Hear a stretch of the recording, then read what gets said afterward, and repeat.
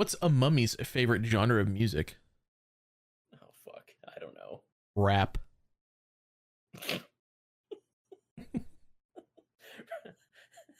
Welcome back to the Undercured podcast. I'm Haarv. I'm Tsu. Big news. Yeah. Yeah, Gamescom happened. What was it, last week? Yeah. Oh Yeah. my lord. I got feelings, bro. I Yeah. got feelings. Holy shit. What a fucking shit show. Yeah, but what do you mean shit show, dude? Call of Duty was there. No, I'm more so speaking to like how they launched or how they revealed this expansion. Complete shit show, complete dumpster fire. Okay? Who would have thought, dude? Who would have thought that cutting your social media team, your publishing team, all of that, completely gutting them would have a negative impact on your communication skills with the public? Because this was awful. They made Yeah. it so hard as a fan, and even now as like a content creator, like finding the information that I need to like relay to listeners. Yeah, I know. They made it so painful. So like, first of all, tell me why they had two dev panels, right? Neither of them were live streamed. They posted a VOD for them 10 fucking hours after the actual panel. Yeah, that was usually that goes up like maybe 30 minutes after it If it's happens. not live streamed, yeah. Yeah, I would like if it's just a recorded video, 30 minutes to an hour after, but almost half a day later. Why? What? That's dumb. Well, I don't know what they're cooking up over there, but fucking use some seasoning, dude. Come on. Outsourcing. That's what they're cooking up. Dumb. That's all that this felt That's like. dumb. Like the social media team was on a fucking tear the It was last awesome. few years, last couple of years. Yeah, like they, in my mind, they were instrumental in like building back up Blizzard's reputation, or like the WoW team's reputation, with like the infographics and the good communication about everything. Like they were killer. I miss them. That's all I kept thinking. Me and Brunik mentioned this on the episode that you were gone, how they canned their entire like social media team and they started outsourcing, probably due to costs.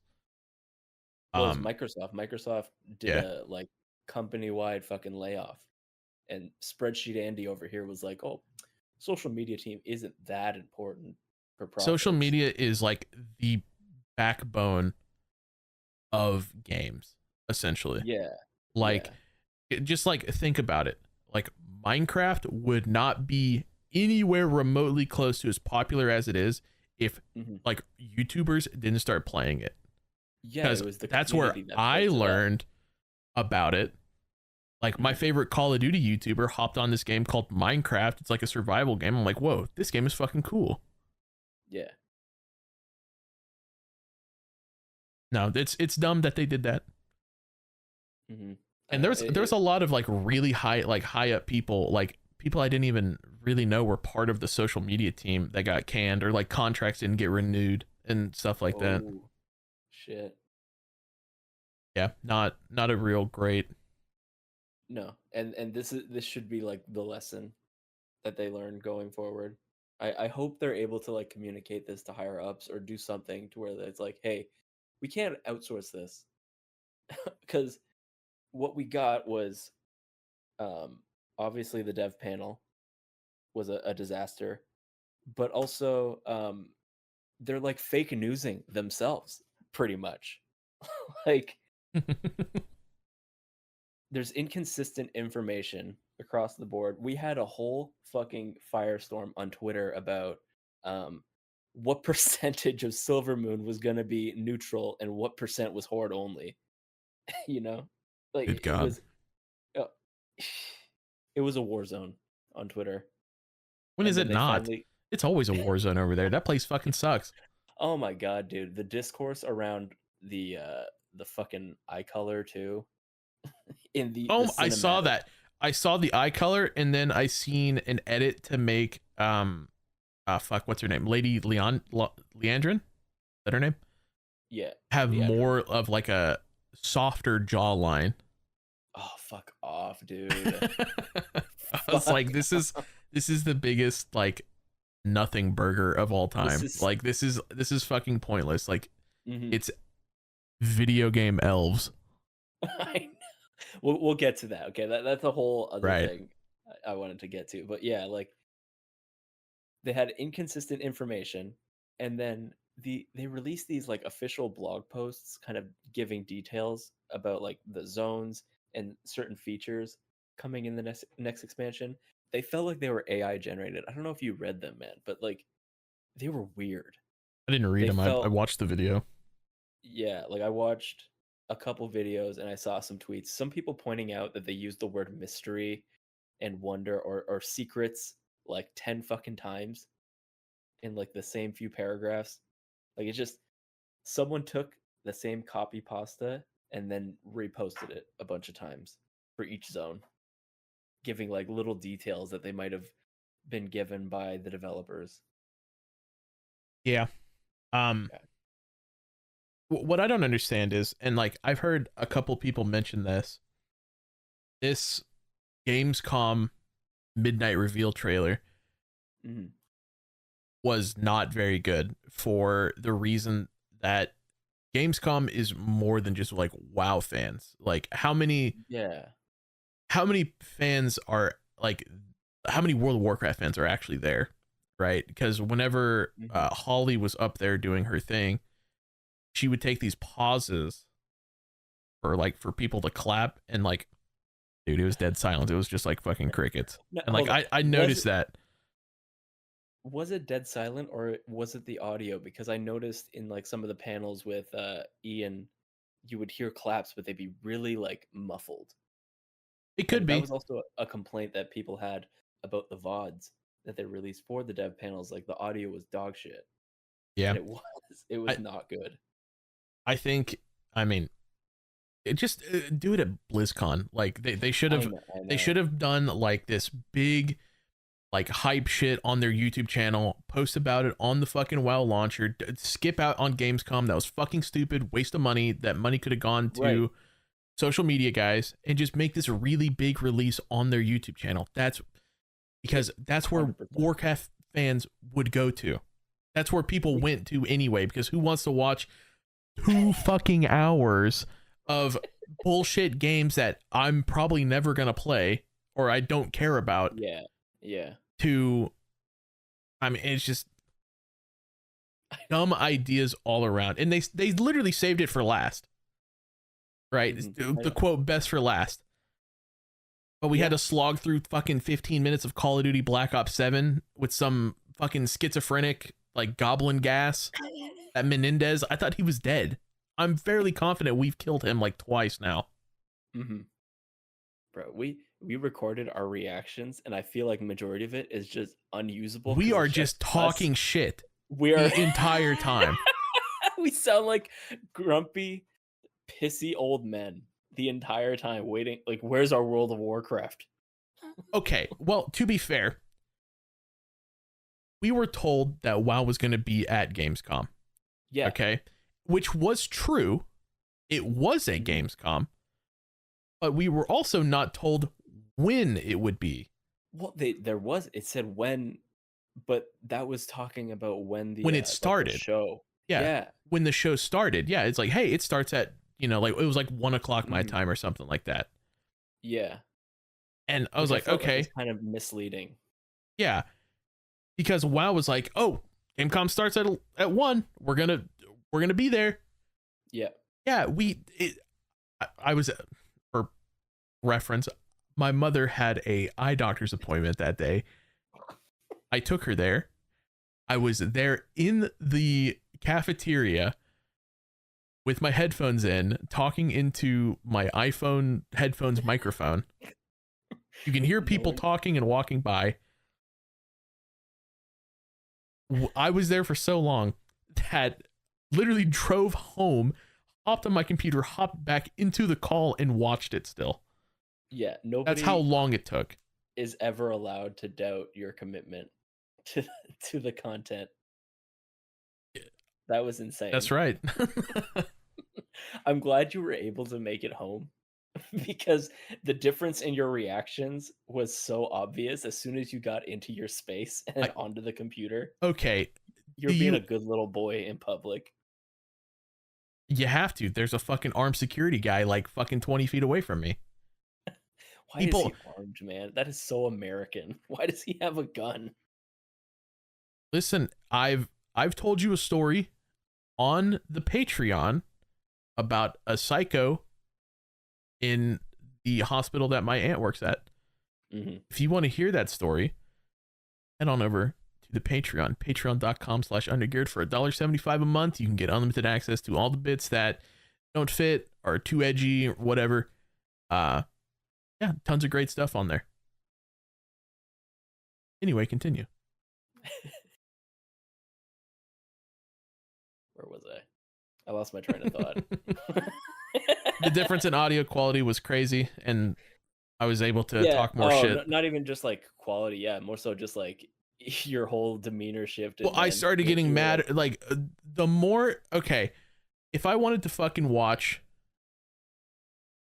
okay, I was there for one thing specifically. I was there for the World of Warcraft stuff. yeah. And I understand that Gamescom is for like a bunch of different games, but Mhm. majority of these games don't interest me. So I started getting more and more upset that I have to fucking wait for the one thing that I want to watch. Right, because you're going out of your way to be I on this call while you're in exactly, public. exactly. I was there. I was ready for it. I was expecting it to be like sooner rather than later. Mm-hmm. That was not the case. It was the very fucking last one. Yep. And honestly, Great the stuff. trailer was cool. Okay. Yeah, I think we liked can the I cinematic. think we can say that. The trailer was cool, but it does Mhm. leave a lot of questions. Right? The trailer was a lot about what's his name? Lorthamar Yeah, and Lady Leandrin. Leadrin. Leandrin? Yeah, my bad. I'm bad with names. That's okay. Talking about them and like the armies of the light come in, fucking beat Zaltath or try to beat her goons up. Mm-hmm. Mm-hmm.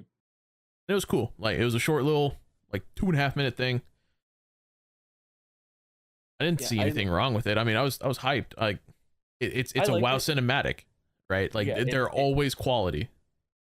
it had its hype moments, but my brother actually pointed this out. He's like, it felt like it was a 30-second clip in like a much larger cinematic. You know, like it felt like Yeah, I don't know, the structure of it felt like off. Like I get like that is the point that they're trying to convey, like, oh, we're already in the midst of the battle. This is not like the battle's starting or anything. They didn't show any of that. They're just like, we're in the shit. Like it's happening. You yeah, guys knew it was gonna happen. Now you get to see it happening. I don't know. I I feel like it could have been better if there was some kind of setup. yeah. Um, And I don't know. It leaves a lot to be like, not to be desired, but like, mhm. it leaves a lot to interpretation, I guess. Yeah, yeah, I think I had more questions after it ended than were answered. yeah, exactly. There was like a huge like emotional buildup, but there was no satisfying release of that, if that makes sense. Like we had the light show up, like the army of the light, which was confirmed because some people were saying it was Arathi, which I still think it is. Like It could be. why? Yeah, like people were comparing the armor that they were wearing to the Arathi. It's very close. Um, but yeah, it would make the most sense to me, like leading into like the next storyline, which they've heavily teased before with the whole Arathi Highlands campaign. Mhm. Worst fucking quest line I've ever done. I Anyway, didn't even do it. I'll be honest. yeah, it's forgettable. Um, but yeah, like they had the Army of the Light show up, and that was it. Like they did a bit of fighting, and then we're done. Curtains. Yeah, That but was it. Was still such an epic moment. I mean, but like, okay, cinematics are always hype, right? They're Mhm. always very high budget, high production. and they look good. That's the thing. Yeah. But like, it was out of place. Hmm. Yeah, but I don't know. It takes a lot more to break a blood elf, or I guess, or whatever he said, That was such a hard line, dude. dude. Holy shit. Right? You We wa- can't even we break watched that one trailer like elf. 4 times. Oh my god, yeah. He struck a chord with that one. Also, people were like, "Oh, they're bringing back the spit emote because he spit Oh before my he said god. that." You can still do it. It just takes a little finessing. A To little do like finessing. do like Yeah. slash me or something like that first. I got chills at that line. That was sick. That and the Army of the Light showing up were the highlights of it. Army of Light was cool. It was, yeah, like the them walking up the steps and like the music swelling. Yeah. It gave me chills, dude. I loved that. I liked their whole angle with like Lady Liadrin, like leading up to this. Basically, I looked into a lot of the lore, okay, Hmm. and Lady Liadrin, her and like the Blood Knights were known for like basically sucking the light out of a Naru. That's what Yeah. happened in. Yeah, that I was just I remember my friend telling me like, "Oh yeah, these paladins are bad ones. Hmm. They're just siphoning this." And I was like, Yeah. "Why do they let them do that?" Well, because the Blood Elves are like light or like power hungry fiends, basically. Hmm. And Fitting. Fitting they're yeah. on the red side. And that's why you'll see like a lot of fell crystals and whatnot in Silver Moon, because they're actually like feeding off of the fell instead. They're all a bunch of fiends. Hmm. Bunch of Aren't crap they fiends. addicted? No, that's just the Surmar people are addicted to mana. Yeah, but they're like it's universal for the elves, Oh, they're just because mana fiends? we'll just like They're just fiends magic in general. or yeah, like anyway. They're a bunch of fucking fiends for magic. Yeah, because well, the Blood Knight specifically, because they fed off of Muuru, whatever his name What did is, you fucking call me? a fucking Naru in Sunwell Plateau, I know. and turn him into Entropus, basically the void version of Is that a him. Pokemon? Like that fucking banana guy? Oh my god, Trophius? That's what you said. I'm not a Pokemoner. I This was as a guy. kid. This guy right here.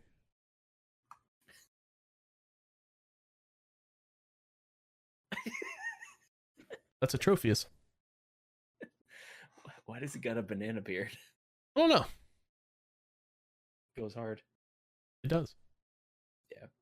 Anyway, so after they did that, they basically like became super emo because we're not worthy of the light, like we did all these terrible things, blah blah blah. And like how the light and how it works has been described as like just kind of like an emotional connection that you have with the light.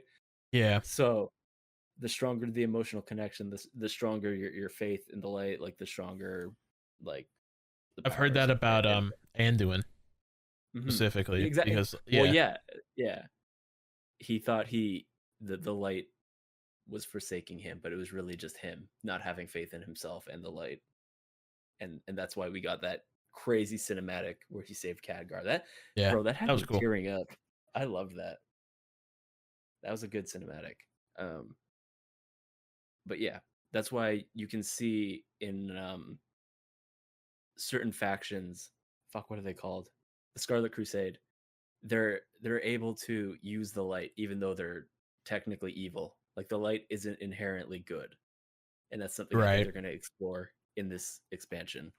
It's kind of just like a tool, Yeah, yeah. And essentially. there are extremes to both sides, the void and the light.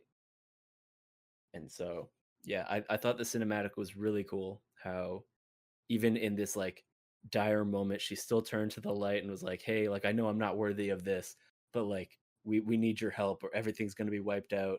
Like help them, or give me the strength to help them." I thought that was fucking sick. Yeah. That was so cool. was tight. Mm. You know what wasn't tight? Them Hard telling. cheekbones, dude. Yeah, dude. What the fuck? And the internet. The internet, dude, are so weird, man. Yeah. The internet is just full of gooners. That's all I got from that discourse about Lady Liadra. And this is a war-hardened blood knight who sees the field of battle quite regularly, and people are pissed off that she's not this pixel perfect fucking princess. Get out of here. You're just a bunch of gooners. That's all you are. Yeah. No, I get it. I mean, Like she people are saying she looked like a man. First of all, she didn't look like a man. She just looked like a woman. And she didn't look like the blood elves in game, but that's because she's not in game. She's in a cinematic. yeah. These cinematics These are cinematic people always look different in cinematics. yeah, we have like a world-class team at Blizzard making these cinematics so hyper realistic, so good. And then people are mad that they look too like they look realistic. That looks like a real person, like a real woman. One thing I will say, some of the shots, she looks like she has like lip filler, but that was the Funny. one thing that irked me, I'll say. But that's not every shot. Some shots she looked fine. Overall, she just looked like a normal woman. Yeah. For the most part. Mm-hmm. But yeah, people getting pissy about that just annoy the fuck out of me. People are always annoying. They're, like it doesn't matter. It doesn't matter. Like someone's always going to be mad at something. Yeah, no matter how No matter good what it is. Yeah. You have a beautiful woman, you get people mad. Oh, that's unrealistic. You have a masculine looking woman. Oh, looks like a man. What the fuck? Yeah. Like there's no pleasing these people. Yeah, it was even down to the eye color, like we said earlier. That was so stupid. I cannot fucking believe that is a topic for such a heated debate. Yeah. To the point where I think Ian Hasekostas went on record about it. He talked about it. And he basically said that in order to convey the emotions they were trying to within the cinematic, they needed more realistic eyes because a lot of emotion is conveyed through the eyes. Yeah. And if they were just like completely glowing, you wouldn't get that like the same way. Yeah. And they still, in spite of that, they still had them glow a little bit. I think her eyes glowed more after she like the Army of the Light came. But that might be copium. I don't know. Super copium. Either way, that little detail didn't ruin the cinematic for me, like for some people. I think ruined is a strong word. I think Based these on the people reactions, are I think these people are terminally online and they need to fucking go outside. Exactly. Like the way they talked and acted, they acted like their entire week was ruined because the Blood Elves didn't have My Blood glowy Elves eyes. didn't have glowing eyes, man. This is fucking bullshit. God. Good lord. I cannot believe. How dare you? Yeah. So silly. But the cinematic, for me, it was good. I enjoyed it a lot. I feel like I enjoyed it the more I watched it as well. Because we watched it like 10 fucking times. Yeah. We did watch it a lot. Yeah. And then we watched the like feature video. Yeah, the gameplay. Gameplay one. Feature video sucked ass. Yeah, there wasn't. It was pretty much all stuff that we fucking knew already. I mean, minus like a couple of zones. And the prey system. That's interesting. We'll talk about that more because Ian, in a interview, he talked a little bit about that. But I mean, it was pretty much like, hey, gonna be a new playable race called like the Haarv. Haarv. Haarv. Yeah. And then like 4 new zones. And they gave us like a couple like screenshots, a couple stills, and like maybe like a frame or two, little cinematic angle. Not 3 new raids. Yeah, we'll talk about that too. It's interesting. Yeah, I mean, I'll be honest, like cinematic was hype, but everything else I was kind of disappointed in. I was okay. The way I see it is like all of the information, now that I have it, if they had just released that in the feature, like more of that information in the feature video, plus like a dev panel that immediately followed that reveal, I would have been way more satisfied. Yeah.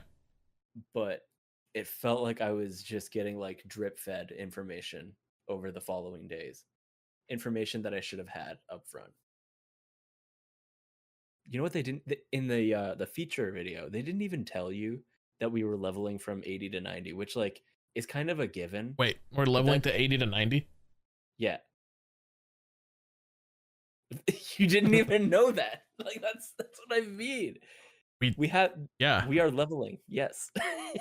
I figured we were leveling and I assumed that it was to 90, but they didn't fucking come out and say that. No, they didn't say that in the feature video at all. That we found that out through interviews. Wow. Yeah. When is there going to be another level squish? This is getting fucking ridiculous. There's a new stat squish coming. That's stupid. I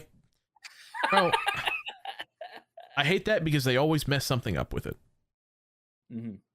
And I get that it's for balancing and stuff like that, but it really does mess with a lot of like the older stuff.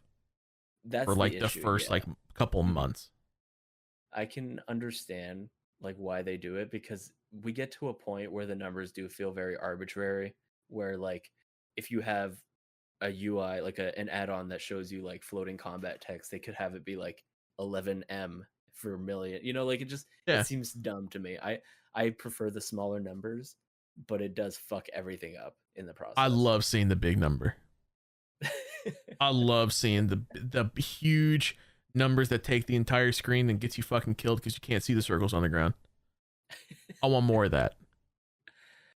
Someone actually like pointed out too that they feel like it's appropriate to have these huge numbers, given like we're approaching the climax of the World Soul Saga, and like the last Titan might have like crazy like Titan fights and shit like that.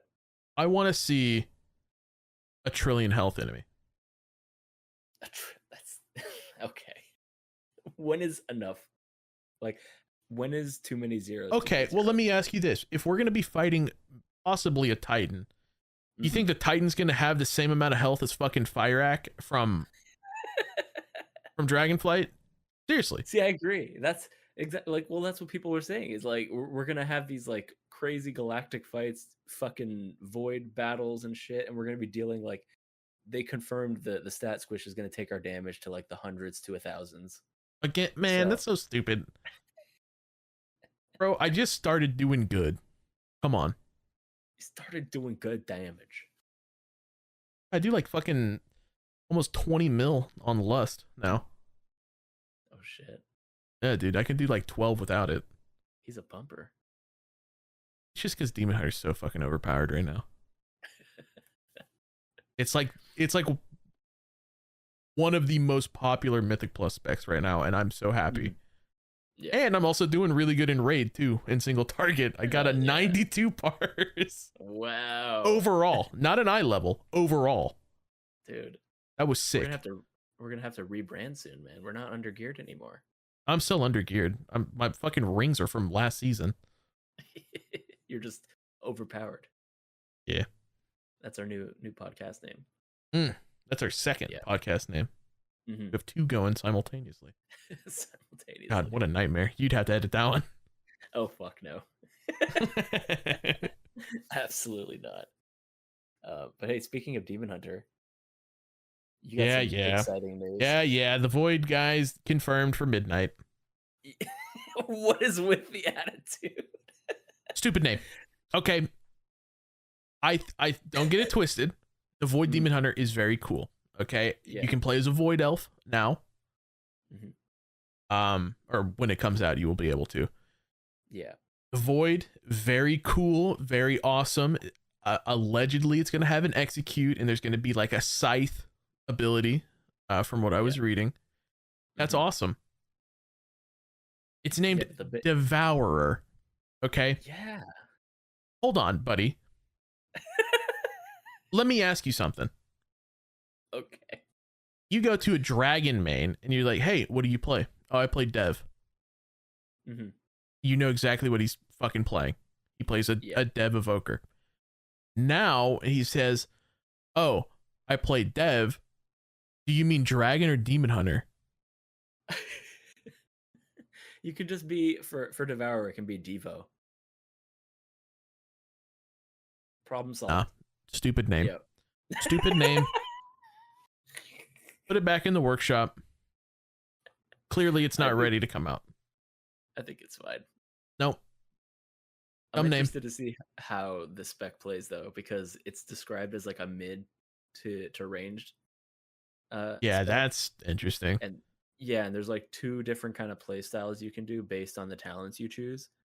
Where one is like solely ranged, and then there's another where it is like the jumping in, doing some melee, and then jumping out, doing ranged and whatnot. But yeah, I have you're a gonna feeling this class is going to piss me off.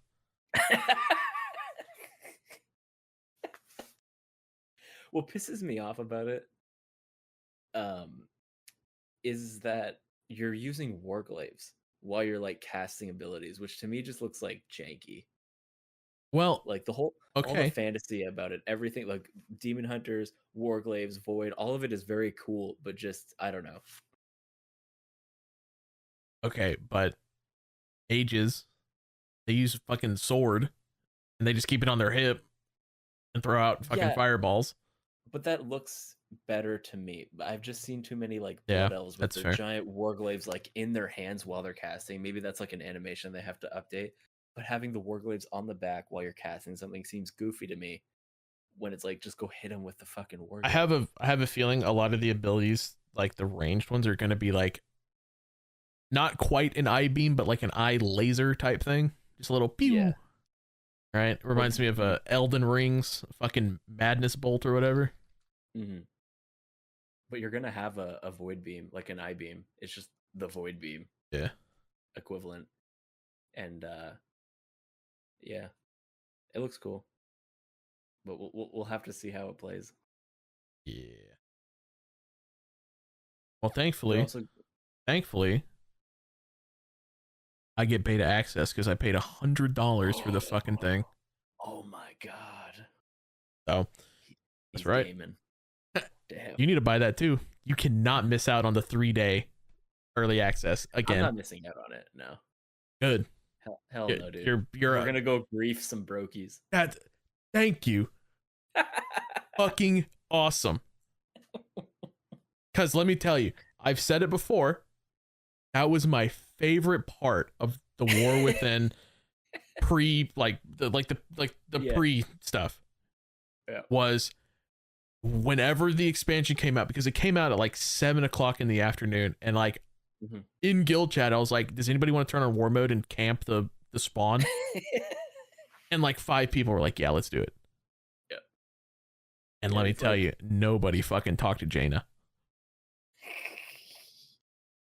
It was so sick. As it should be. Nobody talked to Jaina. But that's like something that just happens naturally. That is just like human behavior right there. Yeah, I want to stop somebody from progressing. Yes, griefing. That is. Yeah. Griefing is a big word. Well, that's what you're doing. You're stopping them from progressing. Okay, hold on. You're griefing them. No, they are. What do you mean?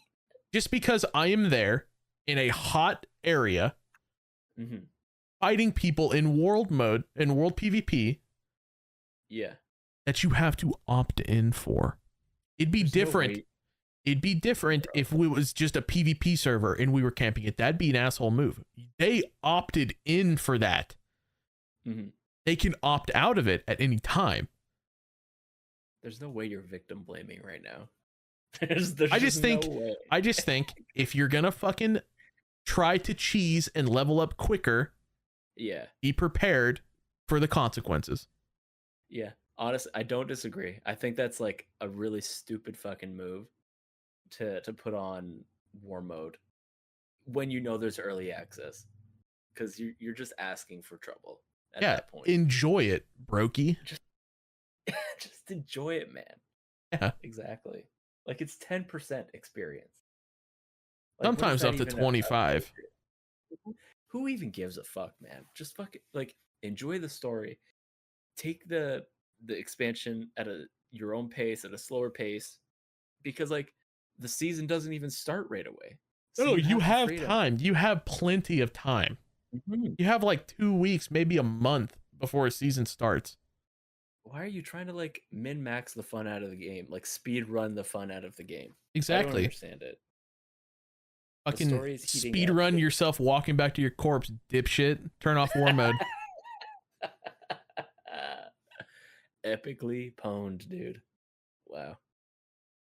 It was awesome. Yeah. We racked up like 150 kills, like easily. Mm-hmm. Yeah, and we weren't even doing it for that long. We did for like 30 minutes. We could have been there all night. Like we could have had people like hop servers and shit like that, and phase us to new ones, and we could really start griefing people. Yeah, I think that's when you get into like sociopathic territory, though. Yeah, we didn't do that though. But we could have. Good. We could have. Just saying. The power. He could have. We are not doing that this time around. I think 30 minutes is plenty. Well, it depends on how much fun I'm having. Who knows? Man, I'm looking forward to it. Good. Yeah, Void Demon Hunter. Cool idea, stupid name. Intelligence based. I don't know if we mentioned that. That's yeah. One thing we didn't mention though is the new hero talent coming with it. They're adding another one. Obviously. Cool. Yeah, it's called Annihilator. Cool. Yeah, and it basically just revolves around you summoning a bunch of like meteors, like void meteors. I'm a mage now. Yeah. And then I think it shares it's shared with vengeance. So if you're vengeance, it'll be like fell meteors. Havoc gets shafted again. Never lucky. Havoc Demon Hunters are truly the most oppressed race. Oh my god. Bro, if Havoc keeps performing the way that it is, we're gonna get nerfed. Okay? Yeah. This is a fucking call to every Havoc Demon Hunter. Do worse. Just like for like 2 weeks, just sandbag your fucking keys, sandbag raid. All right? Mm-hmm. It's the only way. The only way. If you want to keep your fucking power, bro, now. Otherwise, you'll end up like we're gonna end up like Affliction Warlock, and we do not want that. Or was it like Demon Hunter in the second season? Weren't they terrible at first? First season. First season was awful. Like it was so bad. Havoc was at least. Vengeance was okay. Vengeance is always okay, just because of the utility alone. Yeah. Havoc was not good. Because it half the shit didn't fucking work. It wasn't until they fixed the hero talents before it was okay. And also the talent, or the not the talent, but the tier set wasn't super great either. Yeah. At first. But it's good now, so that's all that matters. Yeah, you like the tier set? Real quick, we can talk about that. I love it. I love it. I only have 2-piece. And it's good. You like the change of like the tier set affecting the hero talents? Yes, that's how it should have been. Yeah. Okay. Yes, that's how it should have been. That is exactly what I have been saying since season 1. Like, hey, 2-piece. Okay, this ability does like 10% more damage. Okay, 4-piece. This does 10% more damage. It's boring. And then you had the fucking jackpot casino one tied to your big like cooldown. right? That was a cool idea, poorly implemented. It felt the same as the first season, but just Yeah. in a different way. More steps, more text, more writing, more reading. Yeah. I came to fucking I-beam not to read, all right? I can't read. We knew that. You're playing a demon hunter. Okay, rogue. I can read. Yeah, right. Class is complicated. All right, you would understand. Hop on Demon Hunter. I can do that. Easy peasy, man. Just use the hunt, I-beam, 20 million damage. Easy peasy. No Bruh, reading come on. required. Come on. Bullshit. It's more than that. You have to throw your glaive. Anyway.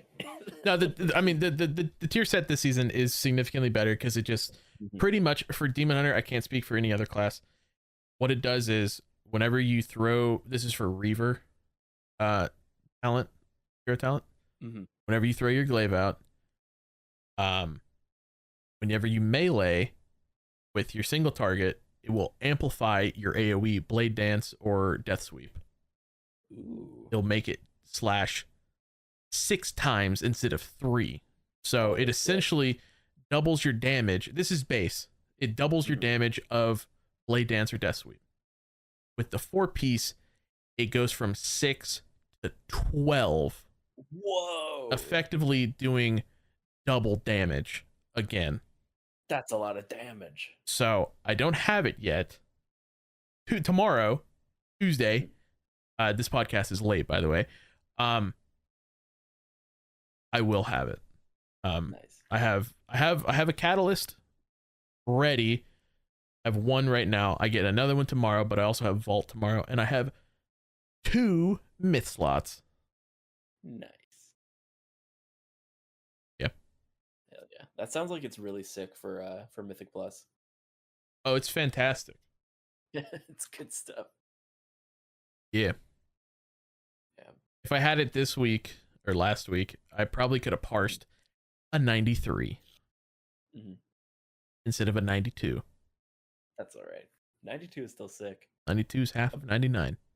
I'm proud of you. We've come a long way. We're being I really have. I fucking really have, actually. If you go and look at my shaman gameplay from Dragonflight compared to my Demon Hunter now, it's a night and day difference. I almost want to say you should go back to your shaman and I'll never play that fucking shithole class again. Ellie, man. I will not. Nope, I don't give a fuck what they're playing. I don't give a fuck what they're playing. Shaman, I played Elemental for 1 season and I did not like it. I like it. It's cool. Don't get it twisted. It wasn't for me. Okay. And especially how you had to play it in season 2. Okay. You have to. It's the same way that Demon Hunter plays, where you have to use your single target to amplify your AoE. You have to spend your Maelstrom on Earthshock to enhance Earthquake to make it do like way more damage. By the time you get enough Maelstrom to do that, everything's dead.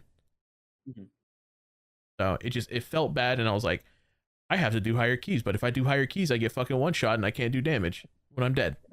So it was this like weird dilemma, and I was like, fuck this. I'm playing enhancement. Just stack versatility, man. Get good. That's rich. I thought about doing that, I think last season, because I'm stacking leech. Fuck verse. I got like 23% leech when I'm in meta. Yeah, but you can't out leech a one shot, man. So why not? You want to fucking bet? Okay. Every time I do want to bet. Every time I hit a fucking soul or like I consume a soul, 15% overheal on a shield. Yeah, but how well did that work for you when you were fighting Kaiveza? Well, yeah, those are genuine executes. Those aren't, that's really rich coming from somebody who hasn't even fucking fought her yet. That's fine. I've seen the fight. I could do it. Log in. Someone's Log in actually and do it. completed that fight with no gear on. They're a tank, probably. I don't know what spec they were. I just know they had no clothes on, but they had their weapons in. Oh, well, yeah, the most important part. Yeah, I just thought that was funny because it really just comes down to like mechanics. It is a mechanical thing. Yeah. However, there is that one mechanic where if you get below 10% health, you just die. Like there's no coming back from it. Yeah, yeah. Anyway, we're so off topic. It's still WoW though. It's still WoW though. I know, but we have so much to talk about for the midnight. No, we reveal. don't. We do. No, we don't. What else do we got? Brother, we got some huge transmog changes. Yeah? Oh yeah. Yeah, the true end game, as they say. Transmog is no longer gear based, but slot based, dude. That's really exciting. Yes. That's like should have been in like that should have been what transmog was from the get-go. I had that in Diablo. Yeah, exactly. It's been in other games. Other games like made by Blizzard. Yeah, what is their excuse? But that's like been my biggest gripe about it is like making an alt and then having to constantly go back and spend money on transmog, coming up with the sickest meme transmog for my fucking giant Tauren or whatever. Orin? Yeah, dude. You can't be playing one of those. I play one of those. That's awful. Yeah. Gonna play a bipedal cow? Yeah, dude. Keep eating those American snacks, you can just be one of those IRL. You know from experience. Whoa. Whoa.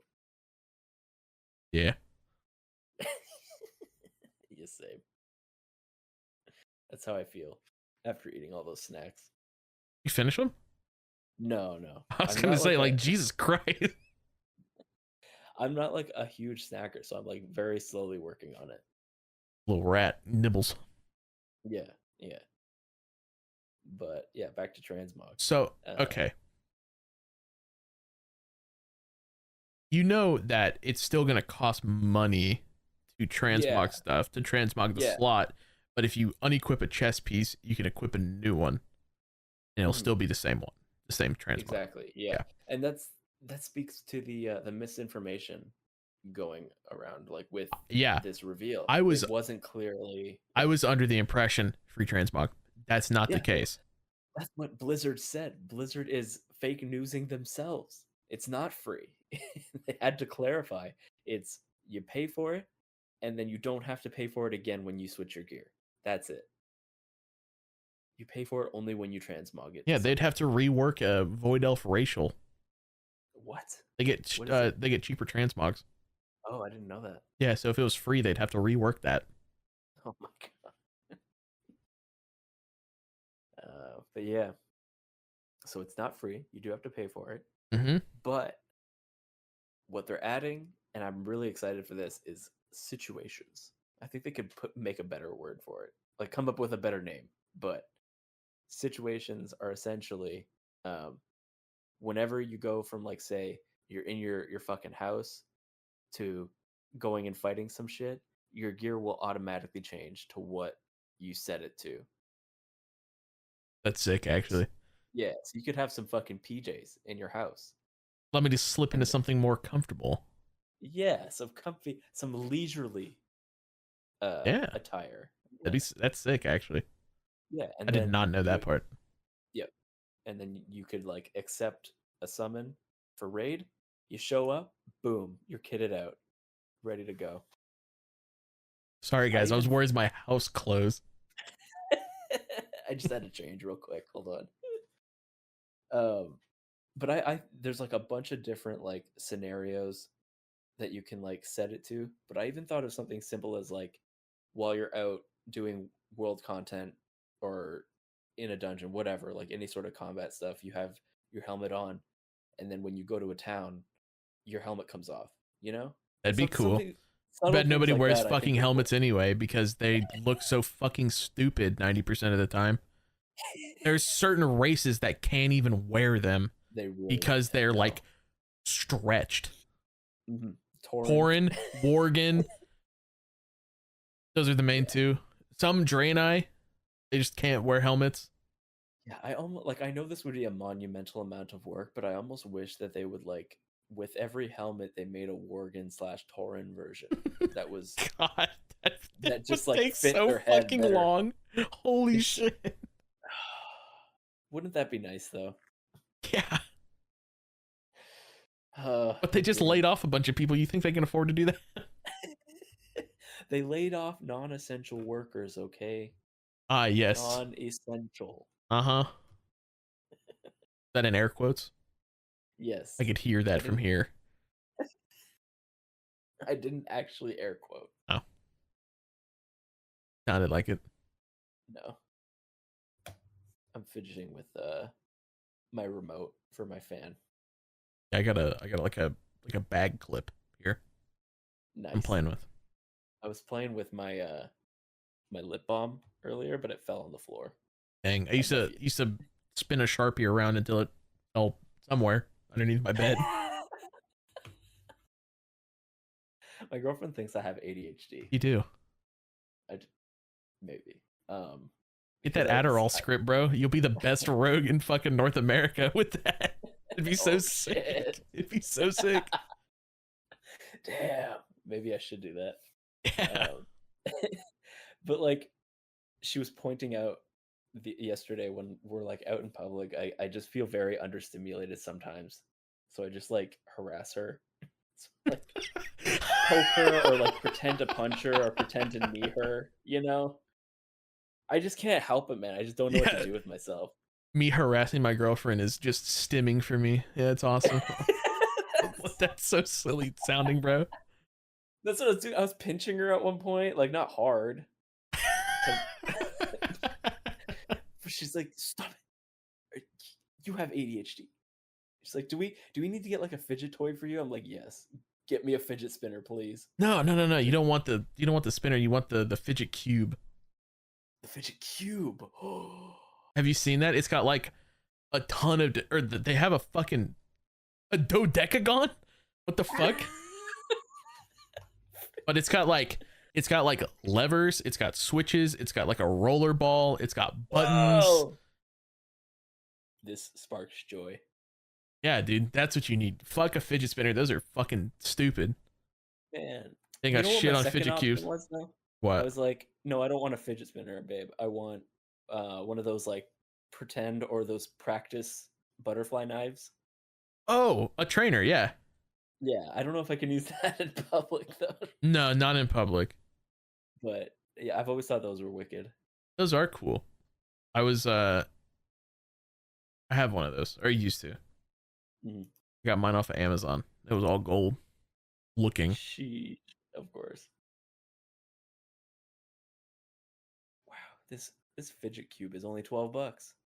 13, actually. Dude, sick. I could get a 2-pack. I feel like I could 3D print this though. His and her fidget cubes. God, what a sentence. That might be a new sentence. I don't think that's ever been spoken in the history of man. No. Me and my girl like to stim together. Couples who stim together stay together, I suppose. Exactly. Yep. Date or Netflix and stim. God.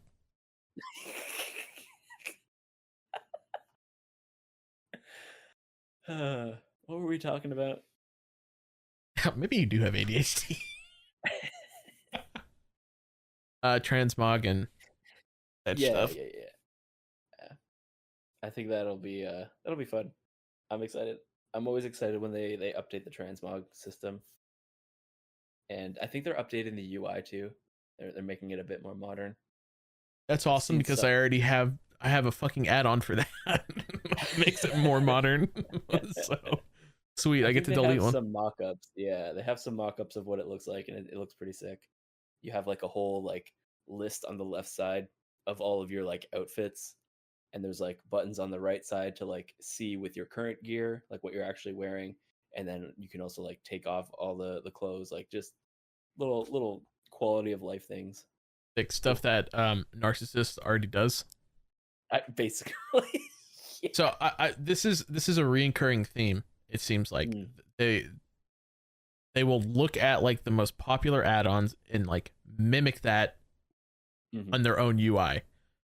Yeah, and like you could say that like they're just copying add-ons, but what I think it really is just these add-ons exist because of the shortcomings of the base UI. These are problems Right. that players are solving themselves. So them going in and adding it into the game is copying, yes, in a sense, but it's more so just like fixing the problem, like that the base UI should have. Right. Speaking of that specifically, Mhm. did you see that Blizzard is coming out with their own damage meter? Yes, Now, I was talking to and Brunick with TPM, this. dude. That's fine, whatever. As long as I can have someone screaming in my ear that something's going Oh on, yeah, I don't give a fuck. that's what Um, I live for. but the damage meter, I was Mhm. talking to Brunick about this. If the Blizzard damage meter doesn't have every single bit that Details has, it's going to be dead on arrival. Yeah. Yeah, I was thinking about that too. Like, what they're trying to market this as is like the definitive gold standard for damage, where like some of these add-ons kind of fall short when it comes to like certain situations where a character's out of range or some weird damage. They talked about this in like an interview, but this like DPS meter will be like the gold standard. It won't miss anything.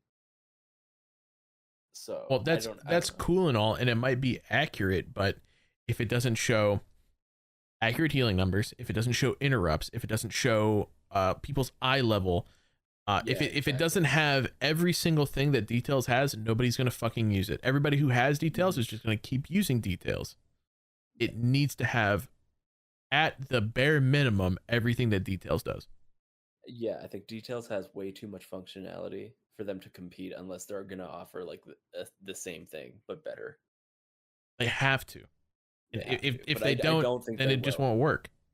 I think this will be a they're gonna ship like the bare minimum like damage healing, and then maybe over time they'll add more functionality. So it'll Sweet, be nice for like random player who just started or who's just getting back into the game. They right? don't have to go to any third party. They just got it right there. But then for like the power user, you can go to like fucking curse and get your details. Yep. But yeah, I think that's cool. I'm excited for that because there have been times where I've like come back to the game after a long break, and or maybe I have like a new computer or something like that, and I don't have all my add-ons set up, and I just play without it. But I am still curious about damage, so it'll be nice to just have that available. Yeah, there's this one damage meter. I forget what it is, but it's fucking awful compared to Details. It's like it's got this big ass red bar on top. You know what it is? You know what A I'm talking about. recount? Is that's it? Recount's the old school one, man. That was the Recount first damage fucking meter. sucks. Recount was the gold standard at the time, and then Details came out, and Details was just way better, but it was like more taxing on your system. Yeah, by like fucking point 0.5 Well, CPU. Like, nowadays it doesn't yeah, fucking matter, yeah. But like when it first came I out, that guess. was the trade-off was like it's better, but if you have a shitty system, you'll notice a difference. Bro, speaking of fucking shitty systems, they need to fucking optimize this game. Like, I'm serious. Like, How are they gonna the optimize this game? They gutted their QA team. I know, but yeah, they gutted the non-essential guys. Okay, the Mhm. people who work on this shit are the essential guys. Yeah. They need to make it where this game runs off my fucking graphics card and not my CPU. How about that? That's a start. Yeah. That And would I be know it sick. can be done because fucking RuneScape has a toggle that was Mhm. made by another guy, not even official Jagex port, to turn on fucking GPU usage instead of CPU. Just a guy. Having a game run off your fucking processor when you have a whole ass brick sitting in your computer just fucking off essentially is so stupid. Yeah. Yeah, it really is. Because in the Dimensius fight, there's a couple of fights that are just like there's so much shit going on. And granted, we also have 35 people in a fucking raid. Next slide, please. At times, it is like single digit FPS. God. I have to mash the fucking button like 4 or 5 times to make sure that fucker comes out. And you have graphics turned down for like your raid In setting, raid, right? it is the Yeah. lowest it can go. Oh my lord. It is the bare minimum. And like Runic, same thing. He's got like a 30 series graphics card and like the best processor that he can get for his computer. Yeah. 13 FPS. Yeah, I'm curious how my system would run then. Because like there is a lot going on, plus that many people. I've had some pretty shit FPS in raid at times. I don't think that a game that is as big as this is, for how long it's been out, should be running this badly. Yeah. In certain areas. Now, granted, it's a lot of spell density, right? I get it. You know, you get 35 people into a small room, all shooting, you know, their fucking most flashiest abilities. Yeah. It's gonna tank. I get that. But do I really need to see the fucking Warlock's Chaos Bolt? Well, they have I have it set to fucking only the essentials. But I think they're gonna like expand on that in like a future patch. I swear I've heard them talk about that. The only thing I want to see, okay, when I hear the term essential spells, I'm thinking like ground defensive abilities like darkness or like the holy shield. I want to see like the druid like circle heal. I don't know what it's called.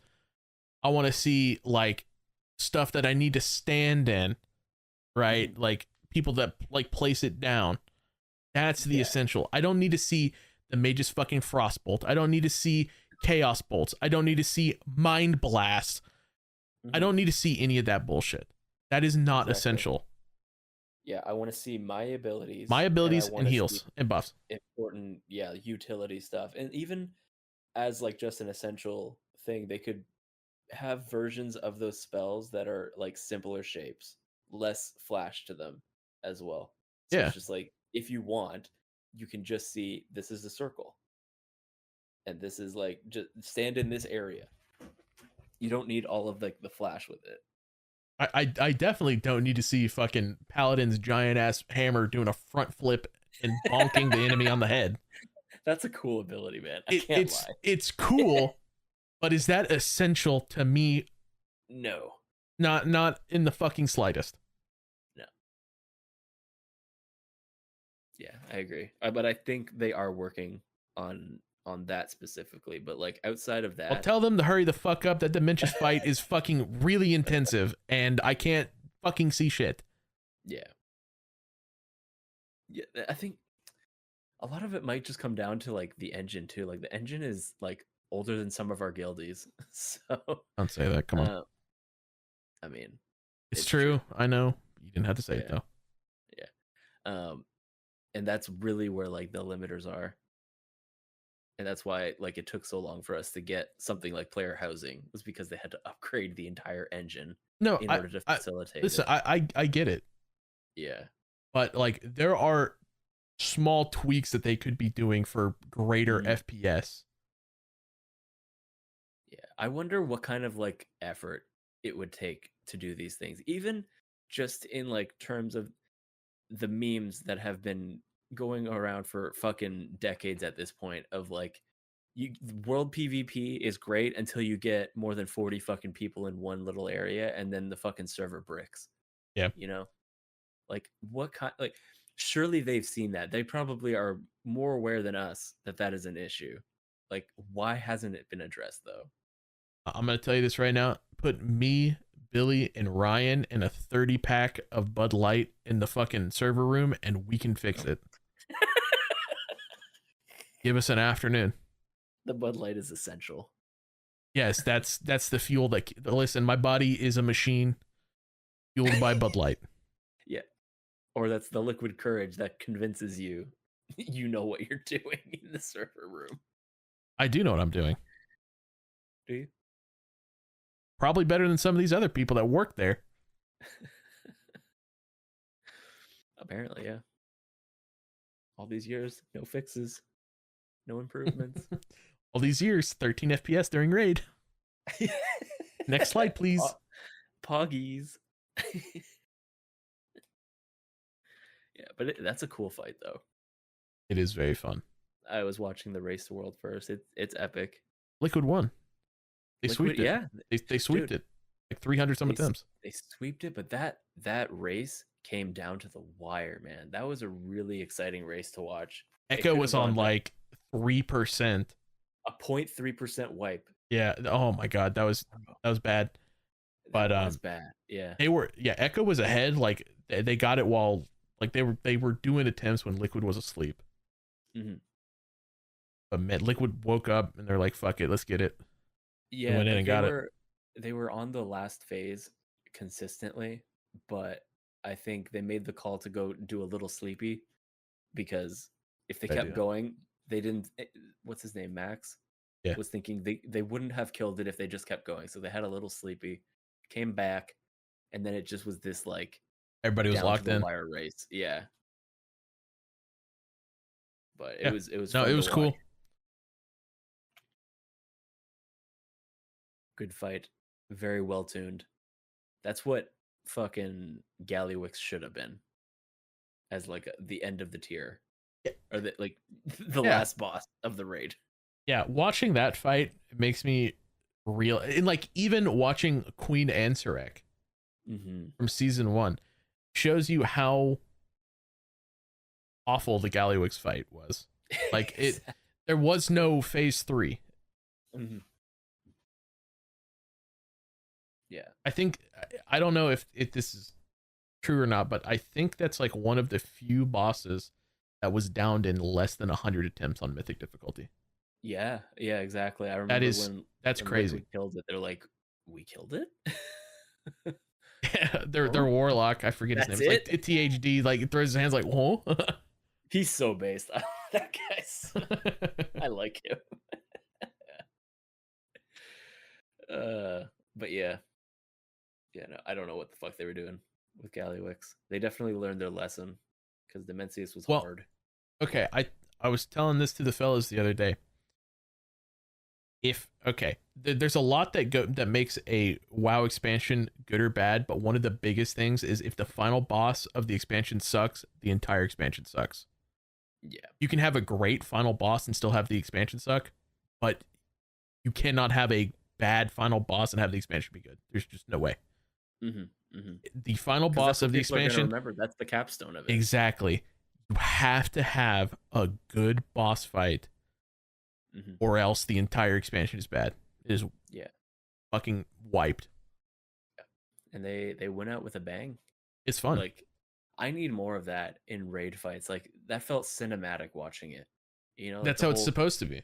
Yeah, where you're like, I've been saying this since fucking Amir Drassil.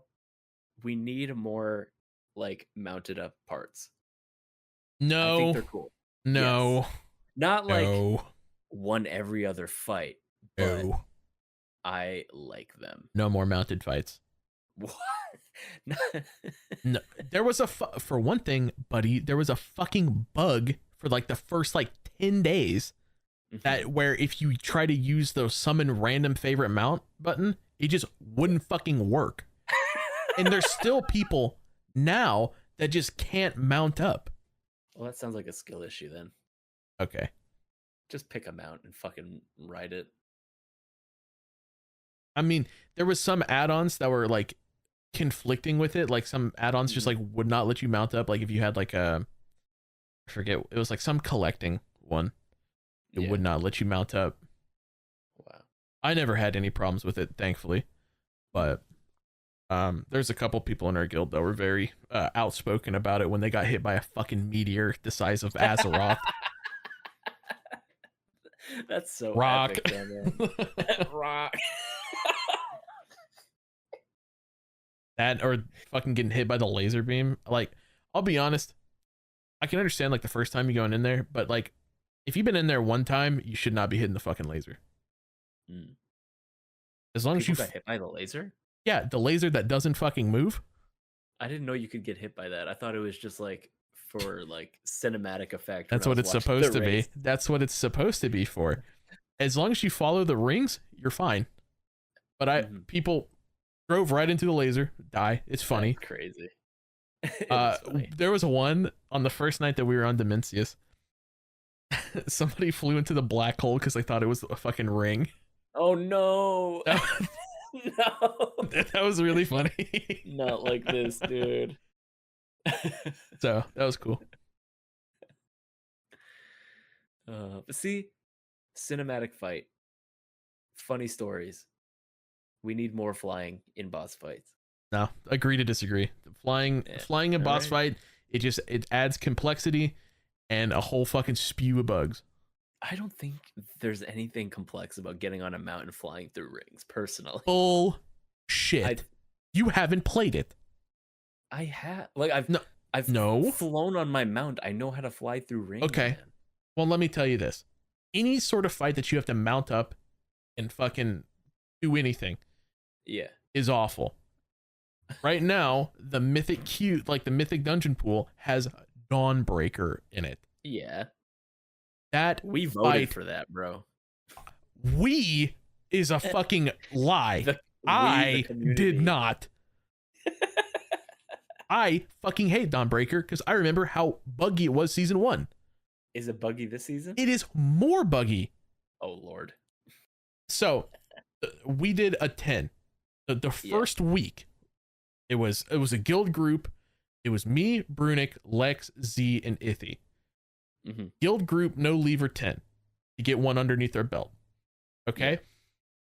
Yeah. Lex, when we were on the ship, the first boss, you have to go and kill the 2 other ships that are constricting us, plant bombs, and come back. We went over there. Lex falls right through the boat. Over and over. Okay. By this time, I already know, I'm like, we are not timing this key. Which is fine. It was a no lever group. I wanted the mid slot on week 1. Finally, he managed to land after dying or something like that. It like reset, landed, got it killed. Went to the other side, killed it just fine, no problems. Come back, we start the boss fight. There is a phase in between that where you have to mount up, fly out, and collect these gold orbs. She does this giant AoE, explodes, then you land back in and kill her. I was out collecting the fucking orbs, and I just died. I've had that happen too, where I felt like I was far enough away and I still died. I was actively collecting the orbs. Usually, like, I'll collect like 1 or 2 and I'll kind of like hover. Like, I won't like actively go for anymore. This time I was going for all of them. I haven't collected any of them. I thought they were just to give you vigor so you could stay in the air. No, it gives you a fucking... It prevents you from fucking dying to the debuff. Maybe that's why you died. No. Anyway... I'm actively collecting the shit and my debuff is going away and she does her little explosion thing and I fucking die and I'm like, what? Whacked. So, and then, I mean, like the final boss, like flying up to the boat to activate it, I've like fallen through the final boat before. And like it, and then like the lines on the first boss that spin around, their hitboxes are a little bit bigger than what they show. Yeah. I was very clearly out of it and I even recorded it and I showed people and they're like, you are not in that. So fuck Dawnbreaker for one thing. Bro, why don't you tell me how you really feel about I fucking hate Dawnbreaker and I fucking hate anybody that voted for it. God. Why even vote for Dawnbreaker? That was so stupid. There's nothing cool from there. Yeah. I mean, I wasn't surprised by all the votes for I can understand like Arakara, Floodgate, Priory. And Priory. Yeah, those have good trinkets. What the fuck does Dawnbreaker have? Dawnbreaker has like good rings, maybe. It has a crit haste ring. It has a crit mastery belt, which I got, which is really good. I think that might be best in slot for Demon Hunter. So, But like other than that, like there's other places to go. I don't know, man. People like flying around. I'm telling you, it's the way. They just need to make it not buggy. Everybody that I have Broken. talked to fucking hates Dawnbreaker. I have not met a single person that likes Dawnbreaker. I don't have an issue with it. You haven't played it. I have. You haven't played it since current. You Like, played it in season 1. My issue with it initially was just people not knowing where to go, and then Yeah. like the run kind of collapsing because nobody knows where to go once we get Right. off the boat. That's any dungeon though. But that was just like lack of knowledge at the beginning of the season. Like once people knew the route, it was fine. Yeah. But the bugs were annoying too. And honestly, like we don't really have a route issue. We did like the other day, this run that me and Faye did.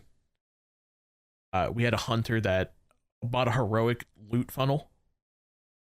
Had Nice. 5 pieces of tier, a heroic raid weapon, trinkets, ring, and a necklace, and was fucking terrible. Yikes. And it wasn't just like an off dungeon. No, like we went and we looked, and he is a notorious like key terrorist. That's a term. Okay. Sheesh. Yeah, it was fucking whack. Fuck Dawnbreaker. You hear about the new allied race? Yeah, I sure did. The Harreneer? I did. The Harreneer looks sick. Yeah, Did you hear about their racials? No, I didn't hear about the racials. Yeah, so hold on. Let me pull it up real quick. I heard speculation that Amani trolls might be coming in later. What do you think about that? I think that's all right. Just these poor trolls, man. They just keep getting the shit end of the stick. Alliance gets more dwarves and Horde gets more trolls. It's just how it is. Yeah. People are pissed off because the female trolls, like the female Amani, look like orcs. Of course. Which are you surprised after what we talked about just not more than 30 minutes ago? Are you really surprised? Not at all. Good grief. Hurry up with these fucking racials, dude. What are you doing? Dude. Oh my god, they said it in an interview. Hold on a second. Cut this all out. No. Editor Haarv, cut this out. No. He'll listen to me. Editor Harv's a good guy. No, he won't. I got it right here. It's a targeted ability that summons a patch of very smart roots that both heal allies and damage enemies within them. They also have innate critical strike damage and healing bonuses. Yeah, flavorful damage against aberrations, which is fitting. Yeah. And reduction from damage from them. They will also be able to fast travel between world tree roots similar to Dark Iron Dwarf's Mole Machine. Yep. We'll start with a handful of options already available and unlock more by finding them in the world. That's sick. You know, it took me like 3 seconds to find that. I literally typed in Harreneer racials and I clicked on the first thing. Bro, I did the same thing and it wasn't coming up. Did you scroll down far enough?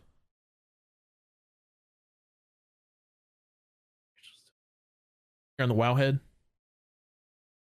It wasn't a... Hold on a second. This is... Yeah, I did scroll down. This is the one that I got, and I scrolled down far enough and I found it. Yeah, that's what I was looking for. The interview that didn't come up. Anyway, they're cool. They look cool. I still think they should have came out this expansion personally. Exactly. Yeah. Like I'm glad we're finally getting to learn more about them, but it feels like weird planning on Blizzard's side. Because it's obvious they were cut from the War Within and then put in Midnight in favor of the Ghosts of Koresh patch. Yeah. Because they have a whole ass fucking zone.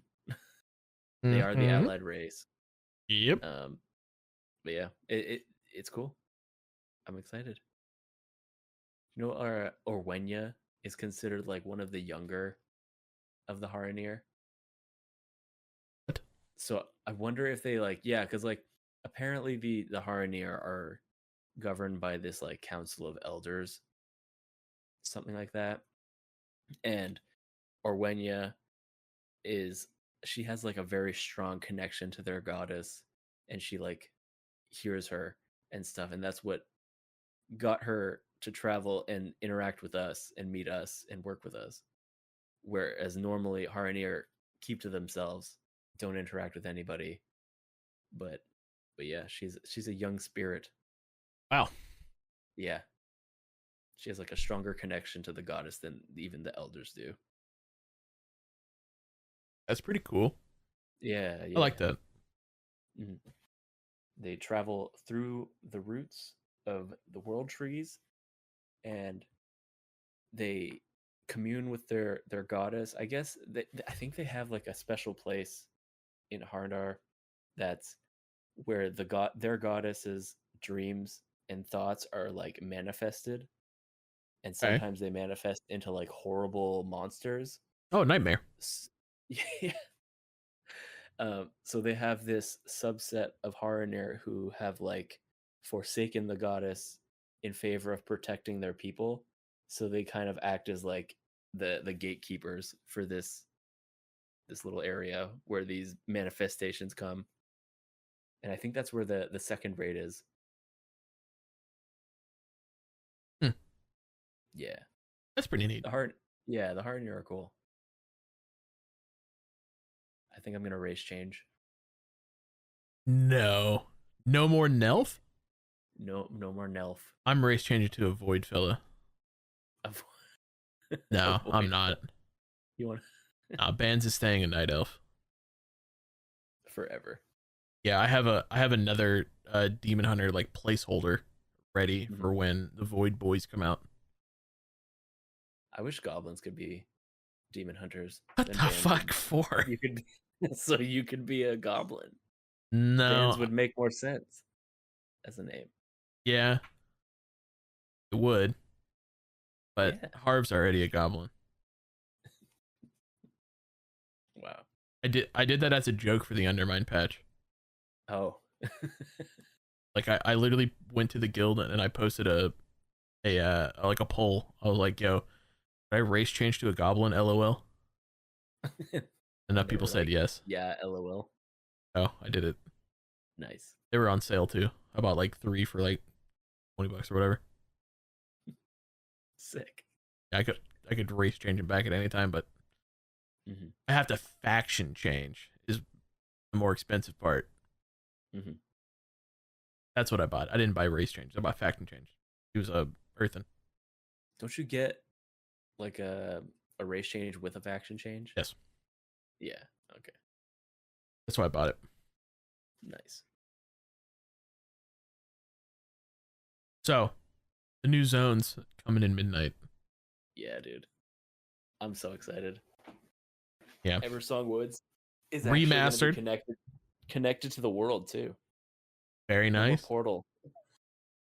Why was that a thing? Um, I can't remember exactly why, but I think because they were a part of the Burning Crusade expansion. This was like their first expansion, and maybe they didn't Keep all the really know pores out how. that didn't have the expansion. I get it. Yeah, exactly. But no, you know what's funny is I think those zones are technically in Outlands. That's why there's a portal, because you're actually getting teleported to like the Outland Yeah, zone, it's because I yep. think that's how they did the expansion. World server that is linked to the Outland world server, not the main Eastern Kingdom's continent. Mhm. What it says right here. Yeah, Makes sense. Now it's going to be part of Eastern Kingdoms. yeah, you can fly there. Wow. Thank God. Mm-hmm. Having to fucking ground mount through those zones is so annoying. The few times that I actually have to go there. Oh yeah, I forgot you can't even fly there. Nope. Fuck, It is ground mounts only, and it sucks. that's wild. That's like one of the few places in the game that are ground mounts only. But no Mm-hmm. more. No more. You know what's also no more? The dead scar in the middle of Silver Moon, Good. Get rid of where that thing. Arthas marched his forces onto Silver Moon, Thank God it's has only been been almost healed. 20 years. That guy with the hammer's really been going apeshit with it. Yeah. Keep seeing memes about him trying to rebuild Silver Moon. Poor guy. He did it. He's done it. He did it. Hooray! I hope there's like fan art that comes out of him like sitting down and admiring his work. That's wholesome.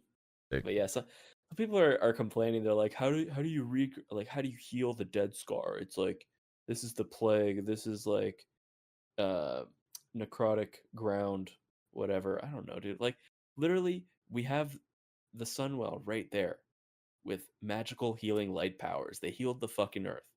What are we even crying about here? Yeah, I don't know.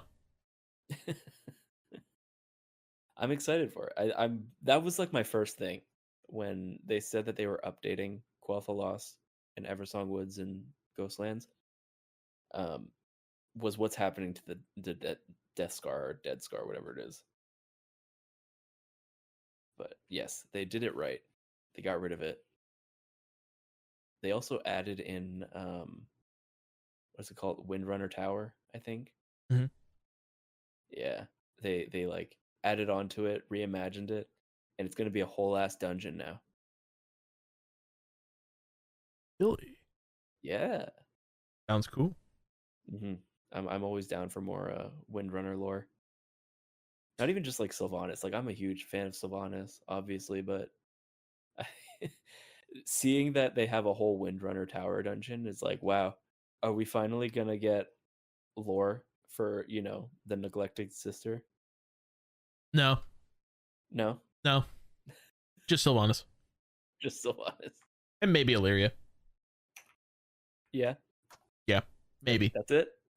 That's it. What's the third sister's name? Barisa. Okay. That I could get you. No, dude. No, I think. Did you know they have a brother too? Yeah, John.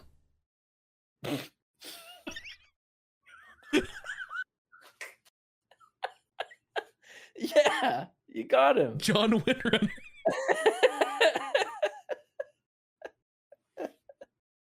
No, it's not John. No, I didn't know they had a brother. His name is Lyrith, and he's a musical guy. He's a He bard? died. Oh, Yeah, damn. yeah. Did they find him in the mall? What? Did they find him in the mall? In the mall? The maw. M-A-W, you fucking ape. What the Jesus Christ, I'm about to fucking hang up. I don't think they found Yeah, him in dude, they're the at the fucking mall. They're in the Mall of America. He's in Hot Topic, right next to Legoland. mall. I'd probably die there too, man. I don't know, man. Seems unsafe. Well, Anyway, yeah, he died. rip. So it'll be cool to see. Maybe they'll have more references to that, or just more lore. Also, the Amani are getting an entire zone. Yeah? Yeah, dude, it's not just a raid. Not just a raid Zulaman. for us. Not just a raid for us to conquer and then leave behind for 15 years, 20 years. Oh, I don't know. You sure? Give it time. No, I think they're our allies this time, or we're trying to help them for some reason.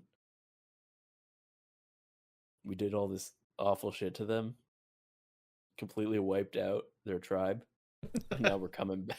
More than we're once. coming back because we're coming back because we need their help.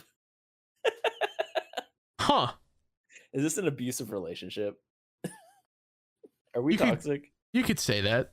Yeah, I think we're the problem. Hmm. But yeah, dude, we need their help against the void, and they've grown and expanded while we've been gone after we destroyed their entire tribe. Hey, we know we almost wiped you guys out like a while ago. You guys still mad about that or what? Or what, you know? Oh, you guys need help too? Okay, I guess we'll help you if you help us. I think that's basically the angle. Let's go, dude. It's like the grandchildren of fuck, what's his name? The guy who was missing an arm and an eye. Zul'jin. Oh. Yeah. It's his grandbabies are the ones we'll be interacting with and helping. Because I guess their Loa have abandoned them or something like that. Mm-hmm. Yeah, if I was a low, I'd probably abandon those guys too. Yeah. Bunch of gonks. Fucking mudhutters. You can't. That's say my that, no. dude. That's my favorite thing, bro. They use that shit on WoW Twitter all the time. Any alliance main, they call. I know. They call Hordes mudhutters. It's my favorite because it just sounds just racist enough. But if you know the content, like if somebody who didn't know anything about WoW heard me say that, maybe, right? Yeah. But people, Hordes are getting like legitimately pissed off on Twitter. Build a fucking house then. Well, they are. That's why they're pissed off. Yeah, they're gonna be building mud huts in the fucking middle of nowhere. No. Like you look at the mock-ups for the Horde housing, and there's no mud. It's like this is a structure. Okay, so if I walk in there, is there gonna be tile floors?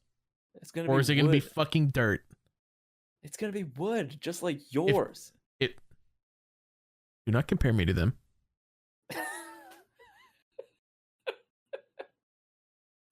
I'm talking about your alliance house. Yeah, do not compare me to them. Oh my god, dude. If I walk into a horde house and there's fucking dirt floors, they have regressed. It's not going to be dirt, I promise you. I don't work on the dev team. I don't know for sure, but I can still promise you. Wouldn't it be funny if they were just dirt floors? That would be so fucking funny. Blizzard has the chance to do the funniest thing. Dude, Blizzard set the horde back another 5 years. Come on. I know. Well, they already have been with like killing off all their leaders, making every story focused around the alliance. Bro, that's funny that you mentioned that. I was messaging my friend this morning about that. And I said, Horde hasn't had a good leader in like a long time. And it was Canyon I was talking to, and he said, Blizzard be like, I have an idea. Let's make the war chief a bad guy. ... And then I said, evil Blizzard be like, let's make the war chief good. It's true though. And have you seen the meme going around where it's like the Horde finally get a Horde cinematic with the Blood Elves entirely, right? But then the replies are like, what's his name? The guy from Harry Potter, Harry's like adoptive brother, where he's like, 36. Last year I got 37. And that's the alliance. But yeah, I'm excited for more Horde stuff. Hopefully. Yeah. More trolls. Amani trolls seem sick. Yeah. I'm glad they have a fucking home.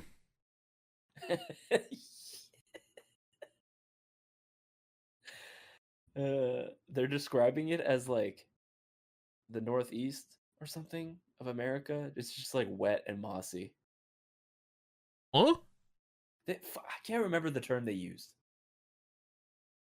The Northeast? Anyway. Wet and mossy? Bro, you're in the Northeast. Is it wet and mossy up there? Well, it's humid. It's humid here. Not wet and... What a weird thing. I don't know, dude. I would understand like the Pacific Northwest. It's like a lot of forest, wet, trees, you know? Maybe that's what they're weird up there. Oh. Very weird. Implying the trolls are weird? I'm not implying anything. I'm saying the trolls are weird. Oh. The trolls are weird. You're weird. Okay. Anyway. Arendar? Yeah. Well, I mean, we talked about that briefly, but yeah, that I like the whole like all the visuals of the zone look great. Give me Yeah. the fungal jungle. Yep. Fungal jungle. Very cool. Fitting. I like it. That's probably my Yeah. favorite zone that I've seen. Like Out I'm of excited for the remasters, but yeah, as yeah. far as the new I've been there zones, before. Like, yeah, it's got a new yeah, coat yeah. of paint. I've been there before though. I If they ain't been to fuck up the no music, Haarv and Tsu. if they fuck up the music in Eversong, I'm gonna be pissed, dude. I'm gonna crash out. That's what like made it so iconic, I think. Harndar, dude. They got what are they? Like long boys, right? But they got mushroom heads. Mushroom Boys. Yeah, mushroom long boys. Let's go, dude. Buying? Yeah, dude. Buying one? You know it's gonna be a mount. You buying it? I'm buying it. Yeah, I'm gonna put my house on the top of it, like on top of Okay. its head where the mushroom is. Mobile house. That's just a Quetzal from fucking Ark, dude. What? So? I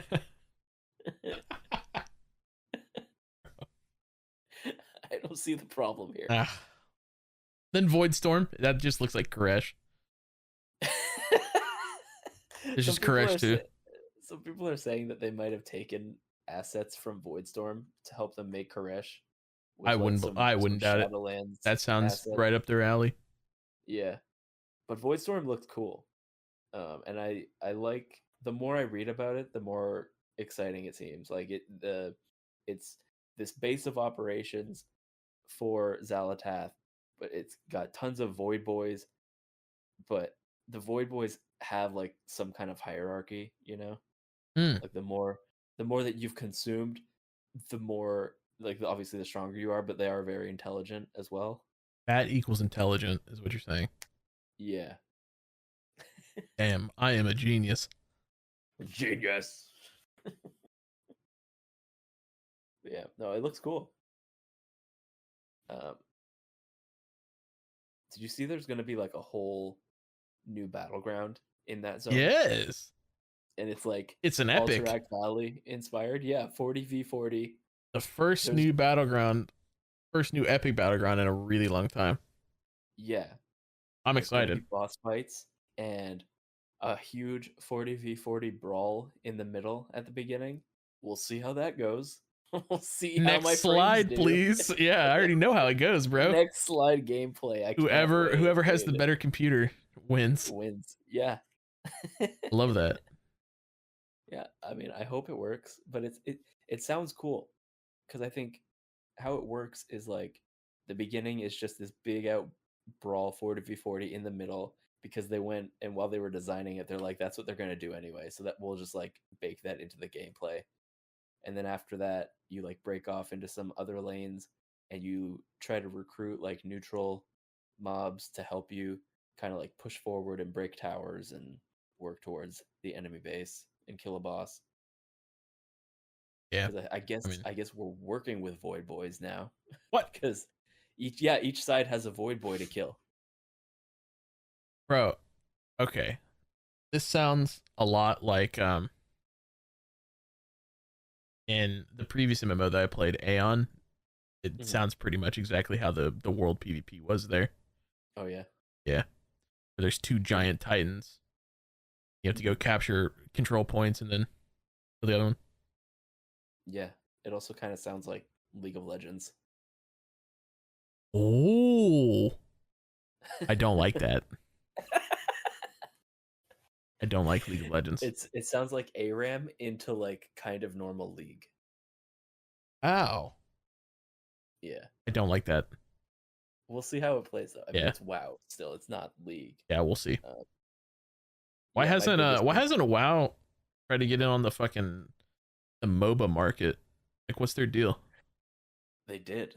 I know. Heroes of the Storm. I was like, there's no way he forgot about that. There's no way. I played Illidan. I played a Demon Hunter in that. He was cool. Yeah. Whatever. I'm Illidan you. Huh? Anyway.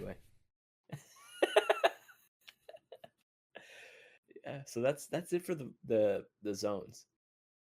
And like really quick, like regarding the zones, the questing I think starts off in like Eversong with like the obvious like we're helping them defend Silver Moon, blah blah blah. But then you have a choice in where you want to quest. You can either go to Zulaman or you can go to Harandar, or you get a third option and you can go do this like storyline with Eretor, which is Illyria and Turalian's son. It's Leader like, of the Silver Hands, right? is he the leader? Pretty sure. I didn't know that. Uh, yeah, leader of the Knights of the Silver Hand. Oh shit. Okay. I Yeah. have the Windrunner family tree up right now because I wanted to see. There's a lot of motherfuckers. They're all dead though. Mhm. Only like Just a motherfucker. there is, bro. They be they be fucking over there. Okay. No fucking Teresa has twins. Yeah. I didn't know that. Yeah, she was shacked up with Ronan. Was Yeah, was. I mean she's single, right? Oh, you're the worst. Anyway, yeah, No. the thing with Eretor is like he's going on some kind of pilgrimage, I guess. He's like going to all these different places of the light, and maybe he's having doubts in the light because he's kind of like in the middle. Obviously, like his dad is like turbo light guy. Right. I fucking hate that dude. He's so cringe. Some people love Turalian. I think he's just like really lame to I me. think he's one of the worst written characters in Yes. all of WoW. I'm Oh serious. man. That whole situation with like Illidan denying the gift of the Naru and then him getting all pissy pants about it. It's just like, dude, shut up. You're so cringe. Yeah. No, I've never liked Turalian. He's just like a really annoying version of like lawful good, and I'm not a fan. Yeah, I get it. But yeah, so like Eretar is like in the middle. He's got the light, but he's also got his void mama. So I think that's honestly what I might pick, because that seems the most interesting to me. It's not like a zone based questing choice; it's a character based one, and I would like to see them do more of this, assuming this is successful. If it's executed properly, because my second choice was Harandar, because I obviously want to know more about the Harnir. Yeah, I think I'm probably gonna run with Arndar first.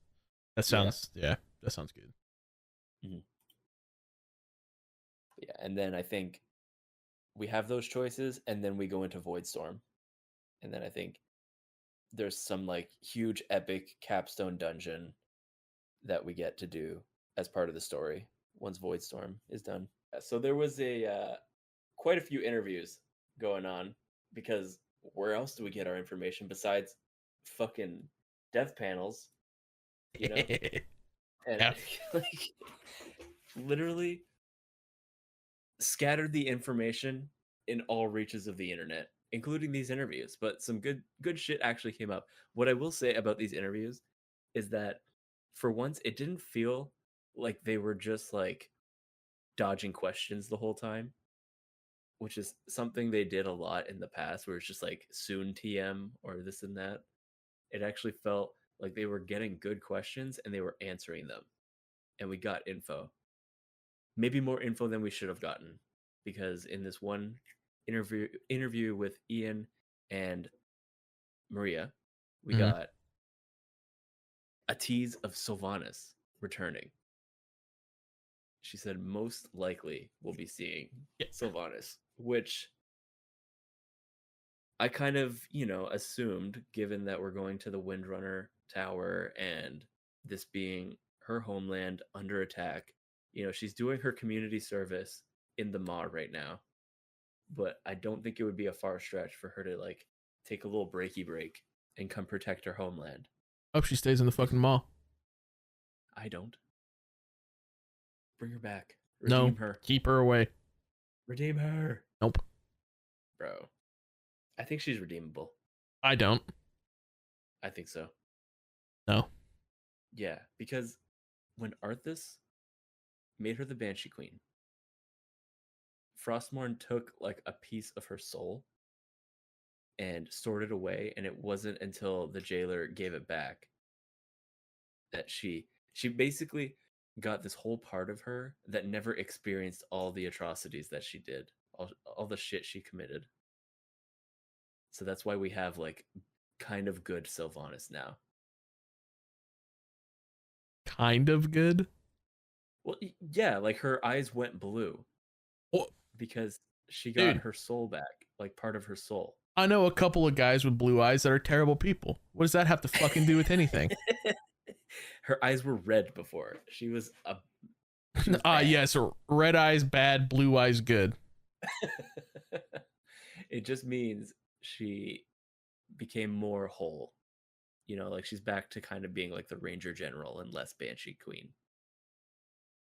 Because the Banshee Queen, to be fair, went way too evil. Like it was very completely overboard. Very and evil. I hate that they did that.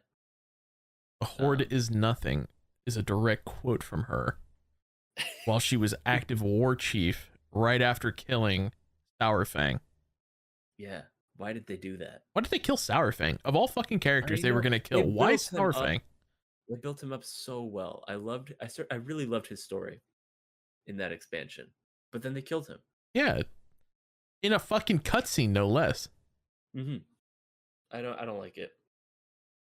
They could have kept him around, and he would have just because like they built this emotional investment, and like there's only two ways you could go with that. You could fucking kill him off, or you could like actually just keep this cool character now that everyone loves and has this emotional investment with. But they killed him. Unbelievable. Bastard guys. Anyway, yeah, Sylvanas. Most likely going to be seeing her. I don't like that they did that. I don't like that they spoiled that. Because I think the question was something to the effect of like, oh, like this being like Sylvanas' homeland. Is there any chance that we'll be seeing her? Like, is she going to come up here, or are we going to go down to the Maw? Blah blah blah. And then they were like, well, that would be spoilers. We can't spoil that. So, and then she was just like, you will most likely be seeing Sylvanas, or you will be seeing Sylvanas, but she wouldn't explain how. I'm like, okay, so you're just like, that's a spoiler. Here, we can't do that. So here's a spoiler. What they decided to talk about was, some of it was kind of weird. Because like they were very vocal about some things, and then other things that you would think that they would be able to talk about were very hush hush. So like obviously spoilers is a big thing, but I feel like even just saying Sylvanas is coming back is a huge spoiler. Yeah, because absolutely. they could have like that. Sylvanas coming back is like a mic drop moment. Even like it could have been like a huge tease for like a patch or something, where like maybe we finish the first season, whatever happens in the story happens, and then at the end of like a cutscene, we just see like her silhouette or like her leg like walk into frame, and everyone like obviously recognizes her armor. Yeah, we need to see her feet. That's not what I'm saying. Yep, we can tell characters just by their feet. You know what, Sue? You remember that Guess the Price game that we played a couple months ago? Yeah. We're doing Guess the Feet next. Oh god, I don't want to play that. That nope. make my stomach turn. You are playing it. I'm making it this week. And I'm adding more than just WoW characters. Why can't you play it? I'll make it. You wanna download pictures of feet and explain it to your girlfriend? I don't want anything to do with this. Ooh. God, I hate it.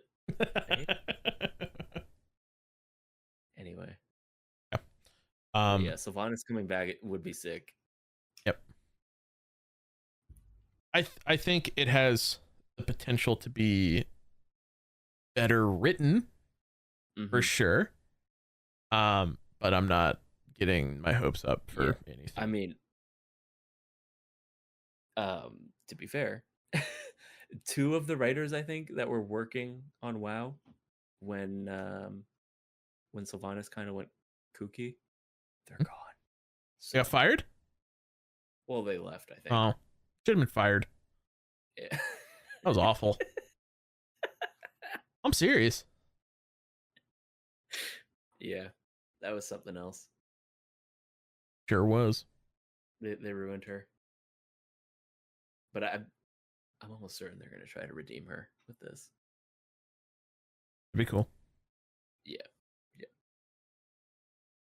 But yeah, beyond the Sylvanas reveal, okay, got more information about the prey system, which to me seems interesting, but it just seems like I feel like it as an expansion feature is kind of odd Yeah. because it's just like I respect that they're doing it. Like they need more of this stuff, but don't advertise it as like an expansion feature because this is all this is just like another layer of content on the open world. Why don't you explain what it is for the people that It's maybe haven't watched it yet? yeah, it's basically like an opt-in hunting system where you're tracking down like an enemy, but at any point they could like also they're like tracking you, so it's like a cat and mouse. So at any point they could get the jump on you if you opt in. You could be doing a quest or something, some other activity, and then they start attacking you. Do you know what But this you're feels like? what does it feel like? This feels like the Nemesis system in Delves that we have currently, just out in the Mm, open world. yeah, but they've talked about it not being as like difficult as like say double question mark difficulty. Ooh, But make it harder. I know, but 186 still. attempts weren't enough. Need more. But at the same time, like I think it makes sense that it's not that hard, but it should still feel challenging. And that's what they said. It's like it is going to feel challenging, just not on that level. I think because it's going to be like a world thing. How would that work if you like wipe if you die against like the hardest version and you have to come back? Like I don't know. Is he just going to stand there and wait for you to come back until you kill him? Yeah, dude, same health. Like I don't understand. Um, but yeah, the prey system initially was advertised as a cosmetic only system. That was also fake news. There will be power items given, but it'll be akin to like delve stuff, I think, based on the difficulty. So you could get like decently high item level from it, but not like obviously the same level as Mythic Plus and rating. Yeah. Yeah, I'm down to try it. As like I'm always excited for them to add more challenging content. I'll never say no to that, especially like solo stuff that I can just do on my own. Yeah, I mean, I don't know. Like, it's not out yet. Maybe they'll change it, tweak some stuff. Maybe add a hard mode, They are there's oh yeah, a there's three harder mode. difficulties. There's three difficulties. There's normal, hard, and I think nightmare. Okay, so journalist, casual, regular player is what you're saying. Those are the difficulties. Sure. Journalist.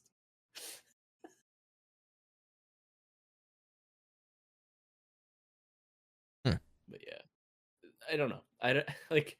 I don't want to talk too much about it because it just doesn't seem like it's worth. No, I mean, right Having. now, like, we don't have.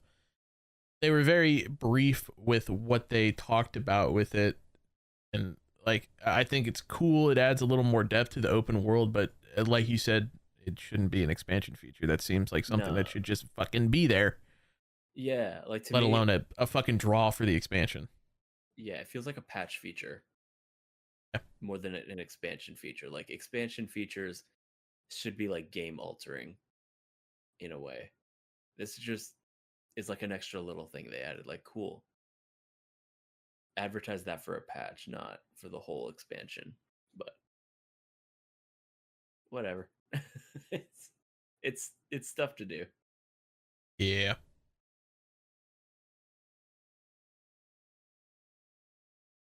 Hmm. That's Prey system's cool, but delves. All right, that's the real Yeah. draw to the expansion. All right, because everybody and their mom loves delves. Yep. Honestly, I wish they were bigger. Oh wait, they're making delves bigger. Some of them. Some of them. Some of them you have to fucking mount up and fly to a different area to go complete, which is The, cool idea. Mini dungeons that you can do by yourself.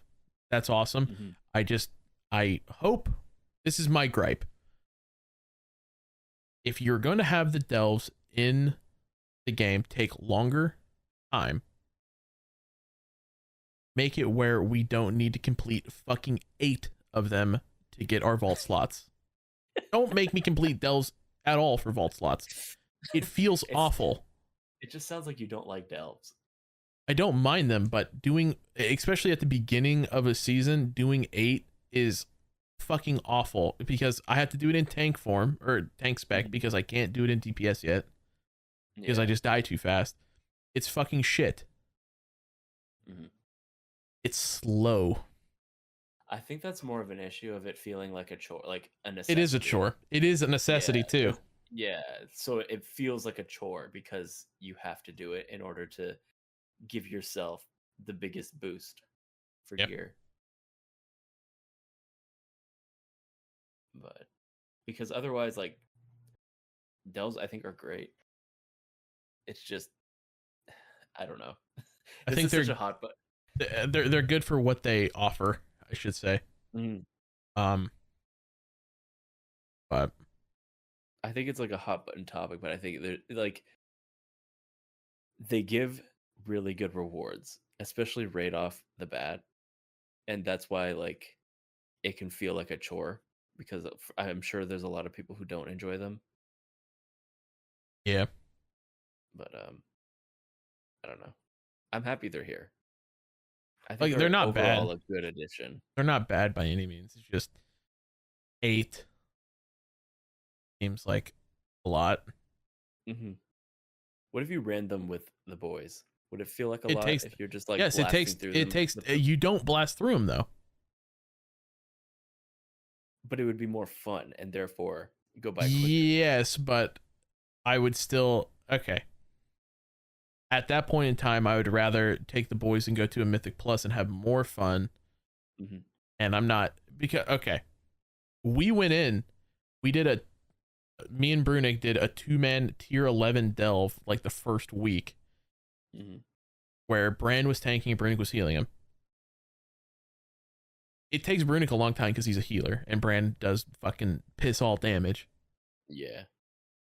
Well, he's like, yeah, it'll go by a lot faster if you're in there DPSing. So I go in there and Brunig's like halfway through the night, he's like, I think this is slower.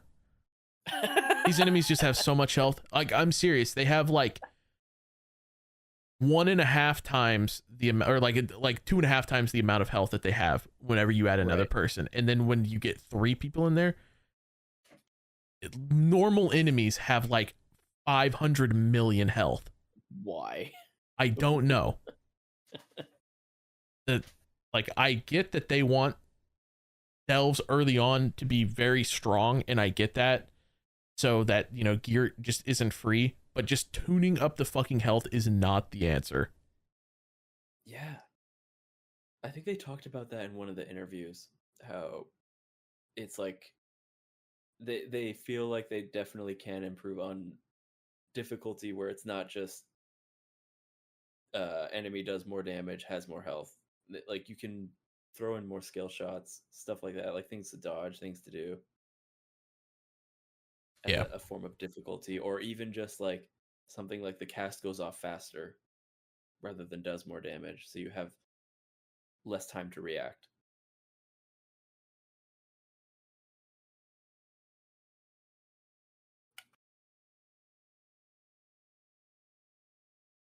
Yeah, I mean, I don't know.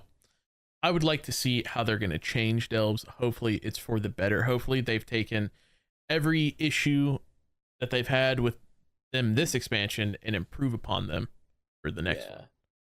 Yeah, like I don't expect it to be a perfect system in this next expansion, but I'm sure they're going to improve on it. And overall, I think the system is good. It just needs some time in the oven still. So Yeah. over time, I'm sure it'll become better and better. Yeah. They're starting that with a new Delph buddy, dude. Dude, No more Brand. who is it? Well, you can still have Brand. You can What? toggle. Yeah, you can toggle between them. I don't remember hearing that. Yeah, you can choose. I'm pretty sure. What the? I don't. Who are we I getting? don't think Who so. are we getting? We're getting goddamn Valera Sanguinar, dude. Wow. My girl. Wow. Hell yeah. An assassination rogue. Wow. Yeah, she's sick. Yeah. I always thought she was like a cool designed character, but And with her everybody getting else announced as like the delve, but you fucking gooner. What did I do? You're the one fucking gooning over it right now. Anyway, when she got announced as the delve buddy, I like went back and like looked up her story and shit. She's actually cool. She's got a cool story. Yeah. Apparently they're gonna touch on that a bit while she's your delve buddy. So It's good. Go She's ahead. often like, people like her, but like there's not a crazy amount of stuff about her in game. A lot of her story and lore comes from outside sources. Like I think there's like a comic and like I think a whole book that just talks about her. But she's also like neutral with everybody. Like she doesn't fucking care. Yeah, exactly. Which I like. She's Varian Rin's homie. Was. Wow, dude. Rip my goat. What? What, dude? Like, I mean, hey, guess what? He fucking died like 10 years ago. Oh god, don't say that. Oh, didn't like that one, did you? Oof. Yeah. Oh, I hate it. Anyway, Valera also apparently they learned their lesson with Bran and they're gonna try to make her less like Bran, i.e., like not standing and shit. Thank God. Bro, okay. I just talked about how awful delves are feeling right now. Mm-hmm. It's mostly because of fucking Bran. So get this. I am sitting there. We are like further back because there's a pack of like the nemesis mobs that I don't want to fight because they have like 150 plus million health. Yeah. They take forever to kill. They stun you. They have fears, like all sorts of stuff. Bran, literally for no reason, he's safe. Nothing is fucking attacking him. He drops a fucking hail of arrows down, or like volley or whatever it's called. Decides to jump while auto attacking, turns around and throws out a fucking trap directly at this fucking pack and pulls them. And I'm like, we're so far away. And I'm like, dude, what are you fucking doing? He is actively trying to kill me. He's a griefer. He is. And I have him leveled up almost to max now. Yeah. And he still does fuck all. So I'm hoping Miss Sanguinar will, for one thing, go invisible and not pull any fucking extra packs when I'm navigating through, but also maybe do something useful. Well, Bran actually goes invisible when you're playing a rogue. He goes invisible, and what's nice is like he'll randomly pull shit, but if you're in stealth, the packs don't aggro, so he'll literally jump on them, do an ability. The ability does 0 damage, and the packs don't pull. So which is great. What you're saying is Rogue diff. Yeah, the least played class in WoW has Wow. the best time with Bran. Yes. I don't know if that's something to be like excited about. I'm Bro, excited. you know what's crazy? What? Rogues are like literally on top. Like they're some of the best melee DPS like right now. As they should. And they're gonna get fucking nerfed next Nope. season, next expansion, and you're gonna be sad that you missed out No. on the good. No, because I'm still gonna be on top. No, you're It's not. fine. No, you're You not. can make the best out No. of any class. No. Yes. No. Nope. Yes. I have listen, I in the Discord, I added every single priest and I said PI me. And you know what? You know what's funny? Like 2 priests fucking PI'd me that night. You got double PI. Yeah, it was awesome.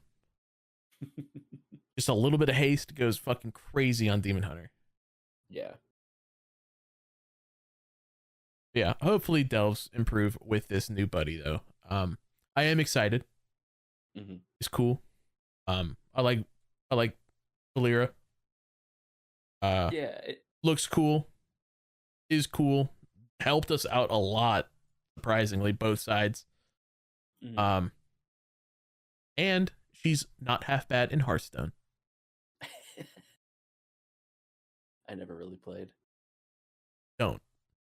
Okay. I like the change of pace with in terms of like the personalities. I'm curious how she's gonna be.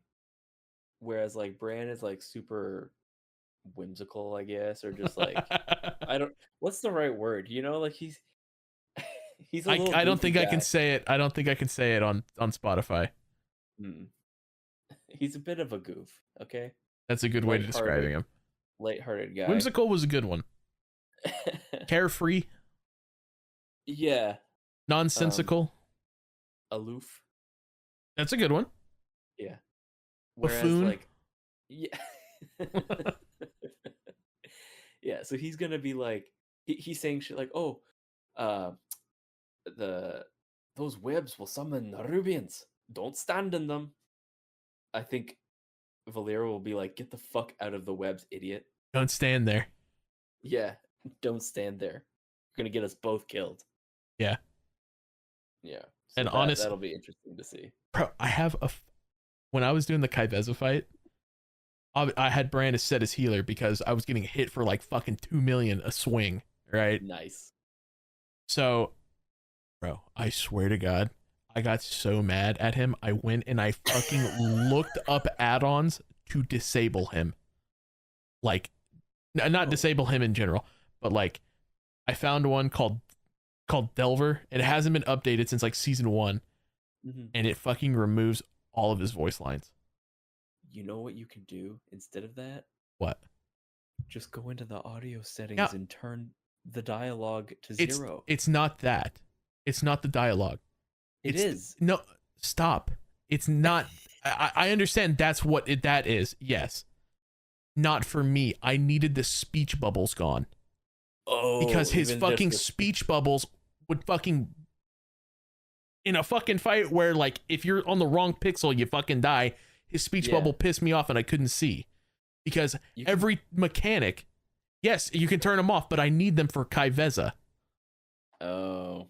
Okay. Because whenever she does like the little clone face, she'll say which one is the real one, and that's the one you have to follow. Gotcha. So yes, fuck Bran specifically. I'm Team Valyria, honestly. Good. That's a good team. I mean, bro, I like honestly, him, but I think he's overstayed his welcome. I would have liked new companions each patch. You could have fucking thrown me like a rusty fishing hook, and I'd be like, yeah, that one. Give me that one. That's my buddy.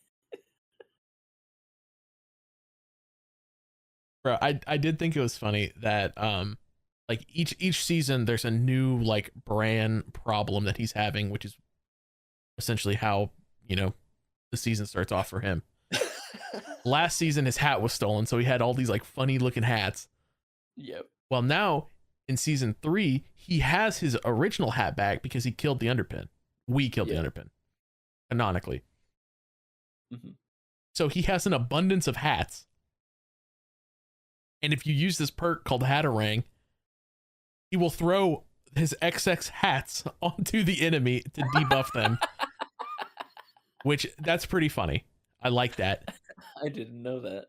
But his his new shtick, I think I mentioned it last week. He's naked at first. His void storage got his subscription ran out. He forgot to pay it. So all of his gear got sucked into the void storage. We need more stories like that, you know? That's funny, right? That's yeah. We need more like humor. Like there's a lot of like really dark and really grim stories. Do you remember the fucking the dwarf dragon in Dragonflight over by the Ruby life pools that like outlived all of his loved ones? That one was kind of heavy. That was really good, but it was sad. Yeah, that's one of the few storylines that I paid attention to. Yeah, well, we need more stuff like that, like more that's good. On the ground stories, more slice of life. I wish each zone had its own lore instead of like a grand picture, because like back in Classic, you know, the tales from Eastern Kingdoms, like Elwyn Forest to Westfall, they had their own storylines, and the new ones have their own storylines, but it's not near as in depth as it was back then. Yeah, like a lot of the context for the zones is given in the side quests, but there's no like exclusive story to the zone. No. Which is like good and bad, because I like the overarching story. That way we get bigger, longer, like more fleshed out stories. But it would also be nice to like go to this place and have a story exclusive to the people of this place. Like I think Westfall is a good example with like the Defias Brotherhood. I love that. Like favorite storyline in all of WoW. Yeah, is how the Defias Brotherhood started up. I love it. Yeah, exactly. Because honestly, it's just a bunch of fucking regular guys that were wronged. Mm-hmm. It's good. And then they start a brotherhood. Yeah. And then they create like that was I think the first dungeon I ever went into. Hey, no more nostalgia. We have save it later. All right. Yeah. No more nostalgia. We need to get back on. Episode. We could, honestly, maybe next week. Fucking UI improvements. That was a huge one. Yeah. Fucking telling us shit that we need to interrupt or else we're gonna die was one of the things that they mentioned. That's cool. Overhauling like the health bars on enemies, so they're square now. 3 add-ons. Yeah. They're going after Plater, Details, and DBM. Yep. I like that they're adding the must interrupt casts. I think they described it as kind of like they're gonna try to literally put like fire or something, or no, not fire, but like make the cast more noticeable, like flashing or something like that. Because they agreed that like there's a lot of things in the game that you need to do, but the game doesn't tell you to do it. Like a lot of them are trial by fire if you don't have prior knowledge. Exactly, yeah, and that's not fair to newer players or improving players who just are not getting information the game should be giving you. Like, and that's why we have all these add-ons in the first place. And I think they're even adding like fire around the nameplate, like if you're getting aggro from the mob. That's cool, but why don't they just add a percentage threat meter? That makes sense. Maybe they'll do that on top of it, but I like the animation idea. Yeah, the animation is cool, but like, okay, if they're gonna do like the color wise, like if you don't have aggro, then it's just like it's green, and then if you're getting more and more threat, it goes to yellow, and then if you're getting dangerously close, maybe it'll be on fire. Yeah, exactly. What about people that have colorblind stuff? right? Well, they have a lot of accessibility features. Just add a fucking percentage. Just make it a toggle. They could do that too. Yeah. Like, I mean, I get wanting to have a fantasy game, but like if you need to have a threat meter or any sort of threat stuff on the plates, just for the people who want it, little button, toggle it, boom, percentage threat. That's it. Yeah, that's all they need. That's what's good about like what they're doing, all the work they're putting into the UI is that a lot of it is highly customizable. So I wouldn't be surprised if something like that ends up existing. Yeah, because ultimately that's the whole point, is that the game is giving you the information that you need to play effectively. Yeah, I'm excited for that, because they're also gonna have like your debuffs and like the buffs of the enemy, and then I think even just like showing an icon too of like the ability that's coming out. I don't know. it's sick. A lot more information than we're used to getting from the actual game. Yeah, that's true. I mean, pretty much any improvements is an improvement. Like, you know what's not an improvement? what is not an improvement? No 10-man mythic raids coming, bro. anytime Okay, soon. I love 10-man heroic raids. Honestly, like if I had enough friends, we would be doing that. Because I think, like, I personally, I think 10-man is like the sweet spot. Like if you're seriously trying to progress, get a nice 10-man group, like a nice tight knit group. Yeah. People who are on the same playing field, and maybe like it doesn't even have to be like that equal of skill level. That is how you go. And it sucks that you need to double that, because I already have a hard time finding 10 people. Well, 9. Now I have to find 19 if I want to try for mythic. Exactly. I would love a 10-man mythic scene, but I know it's just not in the cards, and it really sucks. Yeah, I think 10-man to me is better, because it like that team is obviously going to be a lot more agile when it comes to like figuring things out and doing mechanics, because you have less moving parts. And that's where a lot of the difficulty really even comes in the first place with higher end rating, is the more people you have, harder it is to like coordinate, because like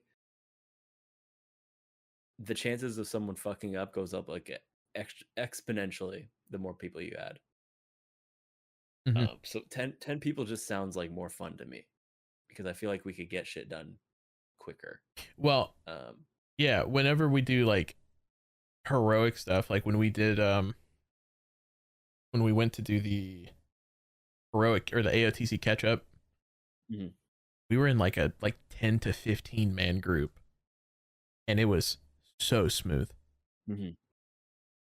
I mean, like, don't get it twisted, I love raiding with an entire guild, but like I didn't have any frame drops with 15 people. Yeah, the game runs better. It runs better, it's smoother, I have more fun because I'm not fucking fighting against frames.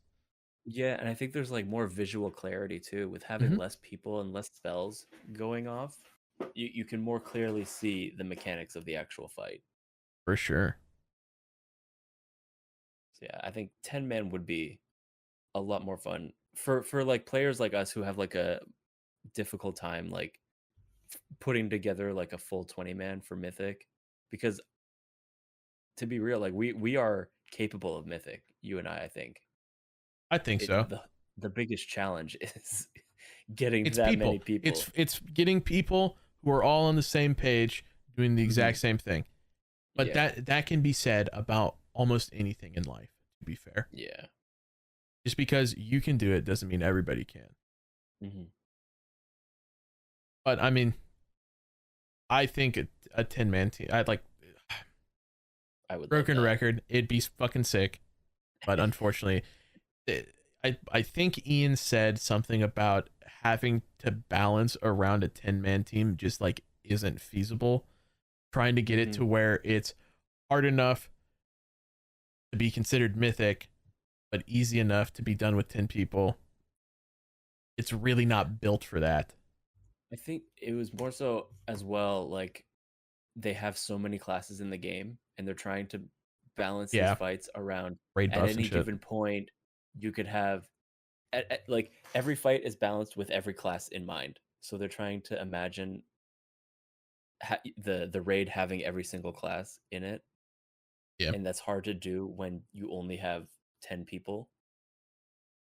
So then they go with 20, which is like a nice balance of like you can imagine having every class in that raid. So you can make mechanics around that. And then then that's the issue, is like when you have 20 people, you're making mechanics for up to 20 people, and they said they like doing a lot of those like interesting mechanics where you split up the raid, different platforms, stuff like that. That gets a lot harder to do when you have a smaller group. Yeah, I get it. I mean, it makes sense on why they're not doing it, but it would be nice. I know, exactly. I think this is one of those features that we're always going to want, but we're never going to get because it just doesn't make sense. I mean, there'd be a nice compromise. Do a 15. Yeah. I could fuck with a 15. I could probably scrounge up 14 other people. Mm-hmm. It's just like getting 20 is difficult. It's a feat, yeah. Honestly, Like, getting 10 is kind of hard sometimes. Like it really depends on. There's a lot of stuff like, is the raid good? Is the mythic pool good? Are people enjoying the classes that they've been maining for X amount of years? Are they sitting good? There's a lot that goes into it besides just, oh yeah, you can do it. yeah. And then your other option is to join a mythic raiding guild, but Oh those sound god, like and those are fucking awful. sounds And like prison, man. they're done Fuck that. Won't do it again. No, thank you. Rather get teeth pulled. What I hate is they treat it like a fucking full-time job, dude. Exactly, yeah, and nobody's getting paid to do it. No, not at all. They talk to you like this is like it is your privilege to be here Yeah. raiding with us. Yeah, they wanted me to get a full like myth vault all the way through. And I'm like, dude, no. No. Once you start implementing like vault requirements is about the time that I clock out. I'm not a huge fan. Because it reminds me of the DKP and shit like that. Yeah. Yeah, oh god. Fucking DKP. I never liked stuff like that. I remember like back in Wrath, my guild Going on used a nostalgia trip. oh my god. Continue though. Sure. I want to hear it. It's just briefly, yeah. Like in Wrath, my guild used. I don't think it was DKP, but it was like what what DKP evolved into, and basically you just got a bunch of points as long as you were getting involved in the guild. You got points, and then they would auction off pieces. Right. Yeah, that's DKP still. Yeah, I know, but I think it was just more. So there was more ways of getting them. It was like community involvement and shit. You got points for Man, fucking showing up to raid. how bad would that feel if you're like top DPS and you're like best in slot main hand weapon drops, and little Timmy the community member is back there and he's like, I'm gonna put all my points on this, and he like has more than you. Yeah, and he takes your best. I'd be mad. That. I would be big mad. I'd rather him outroll me than fucking outbuy me. Yeah, exactly, and that's why those systems got phased out over time because they're garbage. Yeah. Yeah, I remember getting my points for showing up, and then killing bosses got you points. You got more points if you were a part of a prog kill.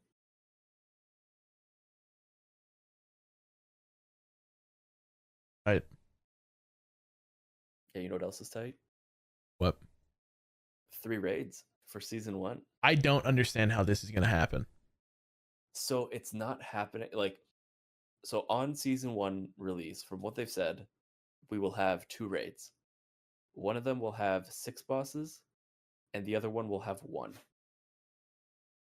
So the six boss raid, I believe, is the one that's happening in Voidstorm. Yep. So like we're taking the fight to Xalatath in her fucking base of operations. That's the big raid. And then the one single boss raid is going to take place like with, I think it's with the Harinir and Harindar. It's something to do with like what I said earlier, that like gateway for like their goddess to Right. create different things. There's going to be some kind of monstrosity that we got to go and fucking deal with. Of course. The usual. Yeah. And then I think they haven't given like specifics, but they said anywhere within the realm of like a couple weeks, like a few weeks after the first few raids are released, they're going to release the third raid, and that has three bosses or two bosses, and that's the March on Quel'Thalas.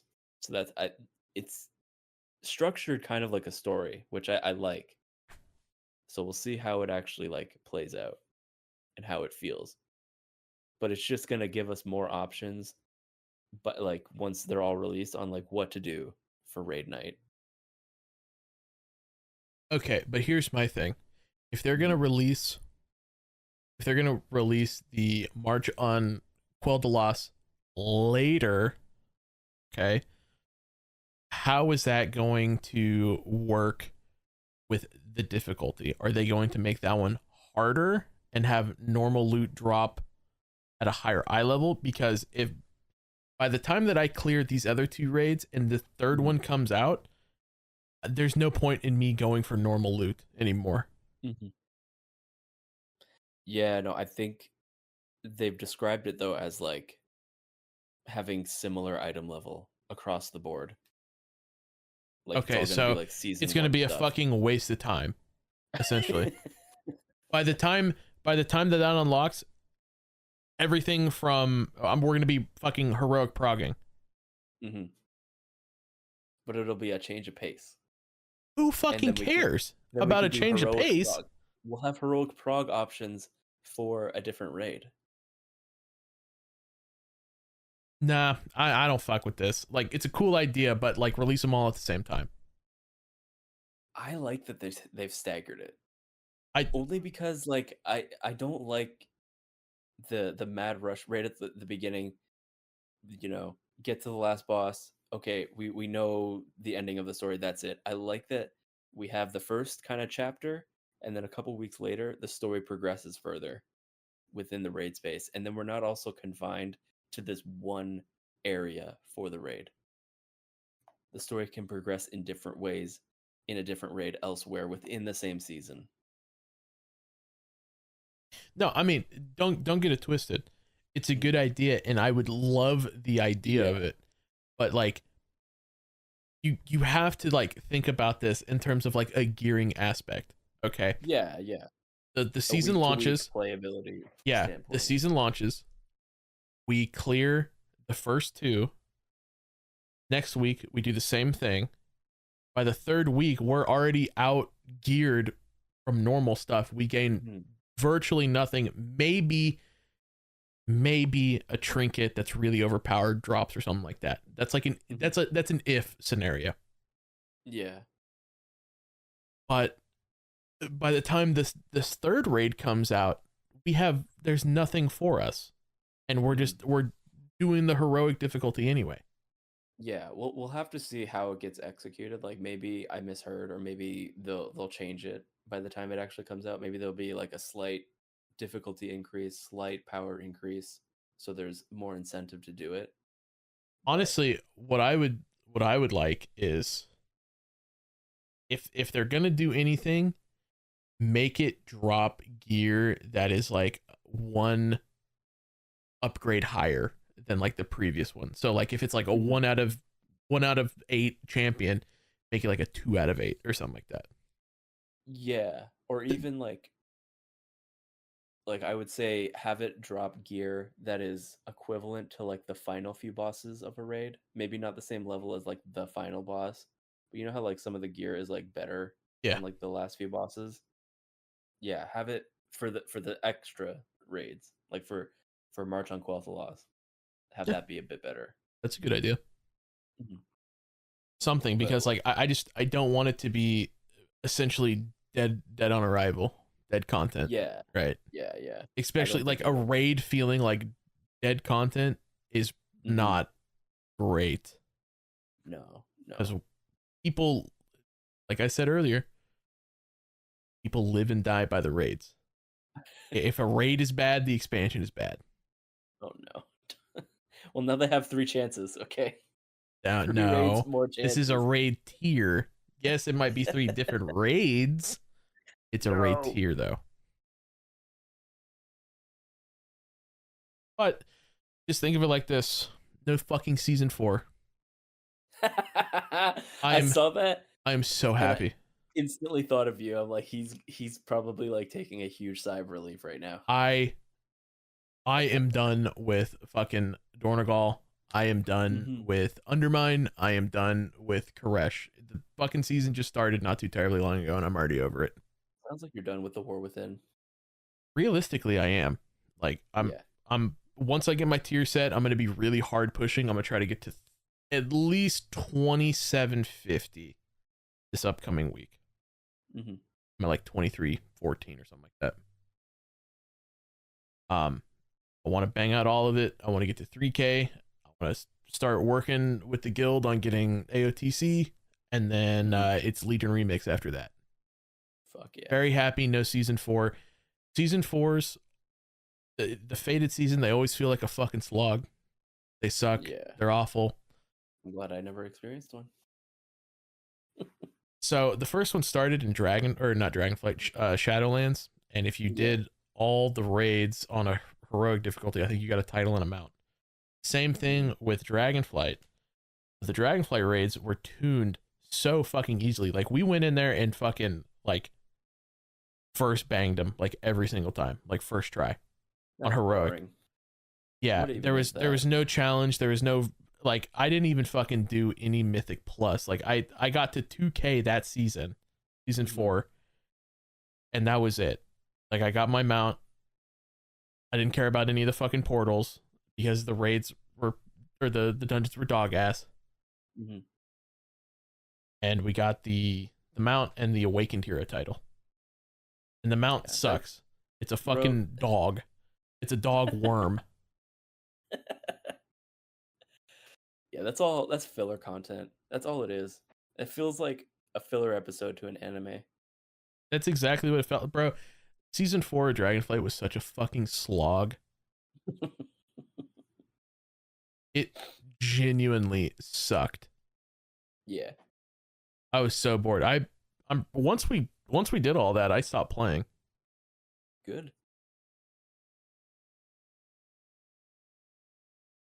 Yeah, I think them doing Legion Remix as kind of the filler content makes a lot more sense to me instead of trying to push a season 4. I still think Legion Remix is coming too early. Yeah. October 7th? No, I think that's like the perfect time. You think that's the perfect time? Or That's maybe a fucking, like, maybe even earlier. that's 6 weeks from tomorrow. Yeah.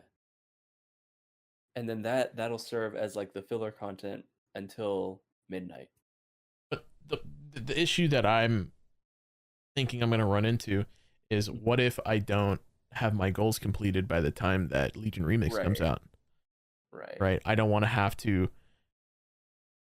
go back and play retail when everybody's playing. You know, I don't want to be like the fucking Squidward meme where he's looking at the window at Patrick and SpongeBob.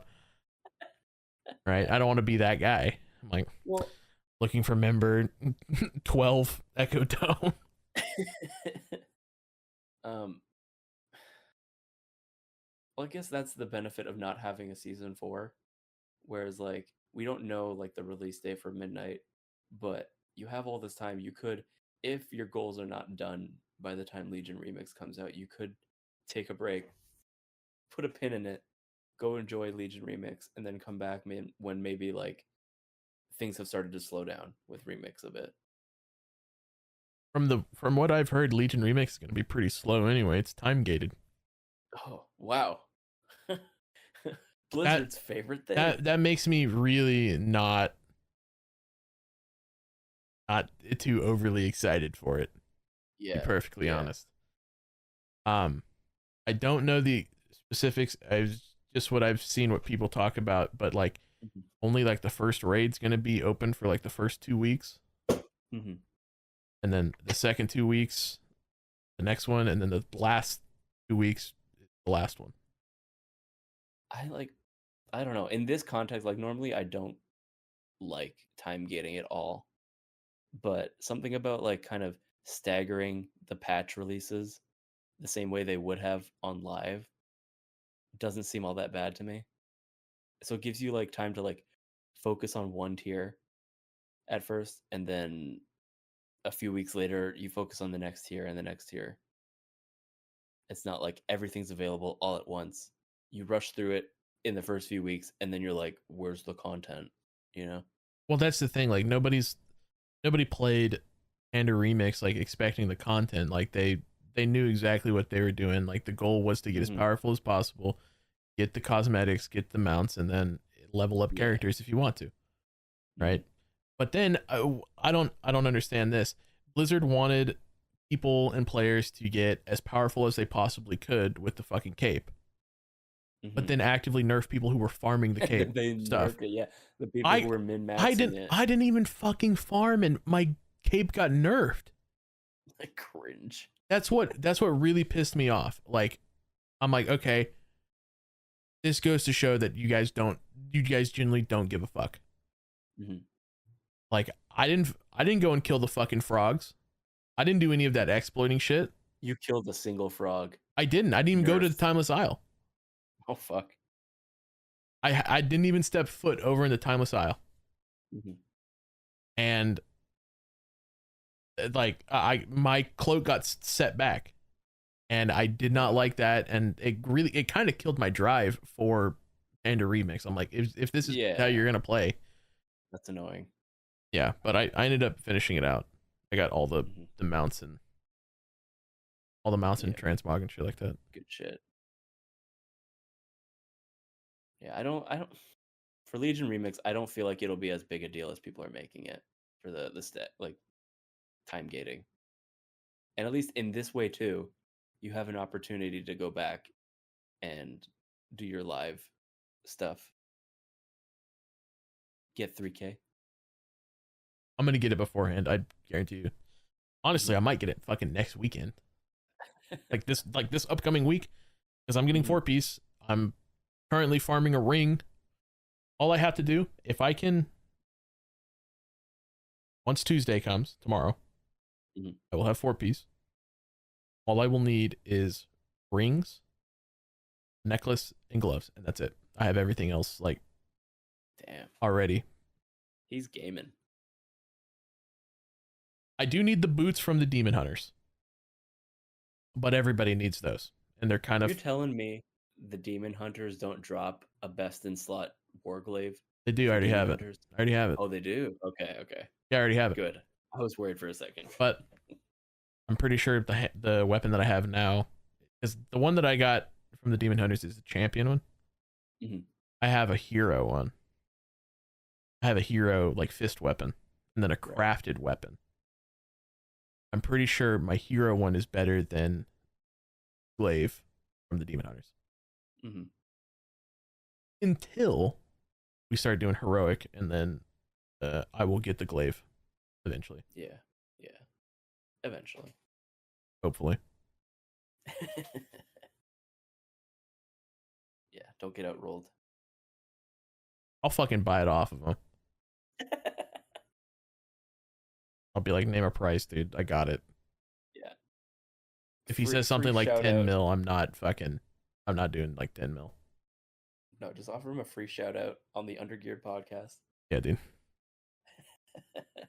The highly coveted free shout out.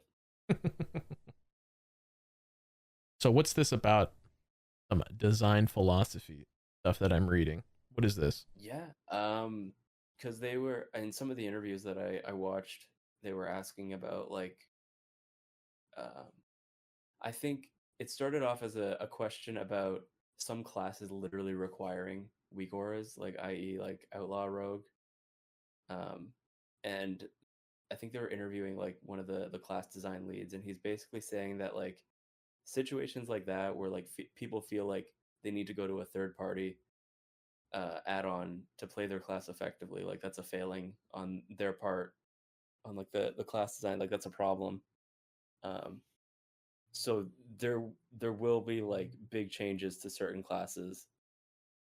He couldn't give like specifics, but it was implied that he basically mentioned that there's like a blog post coming out within the next few weeks detailing like design philosophy, which some people are saying implies that there's going to be large class changes across the board when they make blog posts like that, you know? Yep.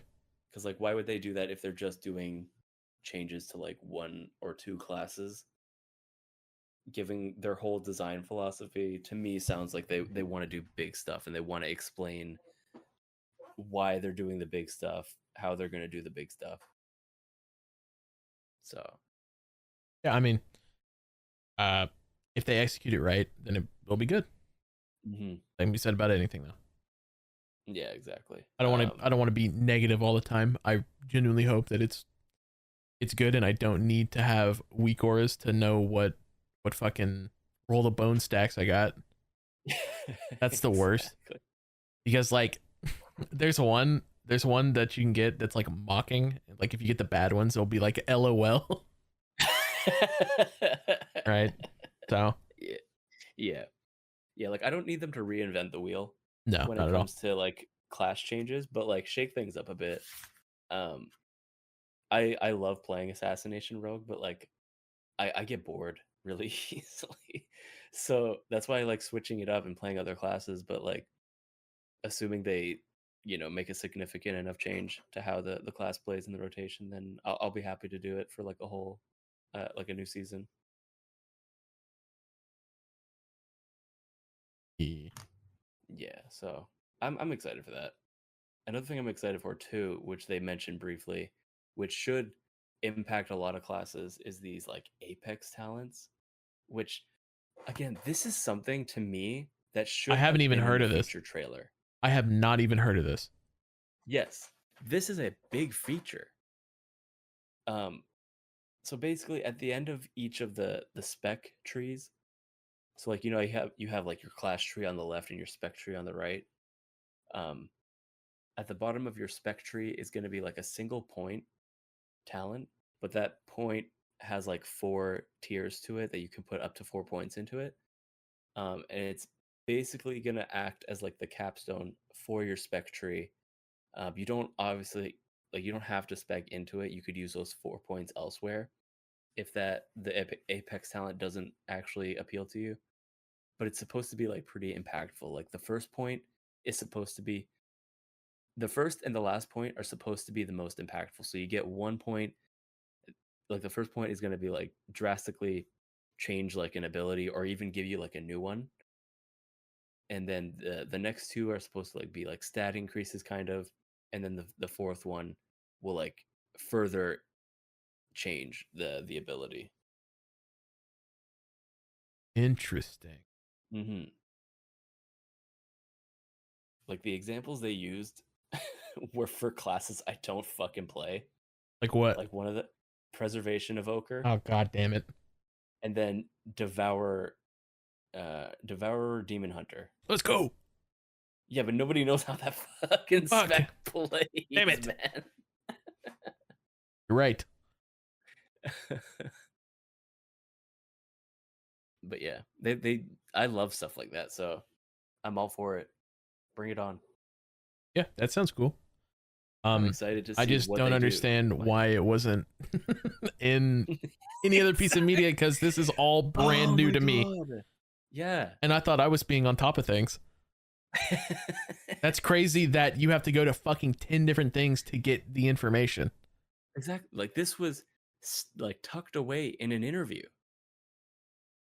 This like bomb that they're dropping about our talents. Like they talked about adding like more talent points across the board. Like I think everyone's getting 10 talent points. They're also adding like an extra lane in the hero talent tree. Oh. Yeah. Because like you're gonna get 3 points for your class talent tree on the left. You'll get 3 points for the hero talent, so that's just the extra lane, and then you'll get 4 talent points for your spec tree, and you could put them all into your apex talent, or you could use those 4 points to like try to get to a node that you otherwise couldn't before. Hmm. Yeah. Honestly, like if you gave me like if with my current build right now, if you gave me 10 extra points, I genuinely don't know where I would put them. Seriously. Yeah. I think there's some utility that I would like in my my class tree. Oh, the rogue wants more utility. Yes. No, you don't get any more. My cake and I want to eat it too. Well, I think we've talked long enough about this midnight reveal here. There's a lot of info. A lot of info that we'll probably get throughout the week. So, who knows? We'll probably talk about it next week. Yeah, If quit not, we'll go on a yapping. nostalgia trip. What? Next week is the fucking nostalgia episode. I don't care. Whatever, dude. You've been listening to the Undergear podcast. My name's Sue. I'm Haarv. Thanks for joining us. Check out the Patreon. A lot of good stuff over there. And we'll see you next week.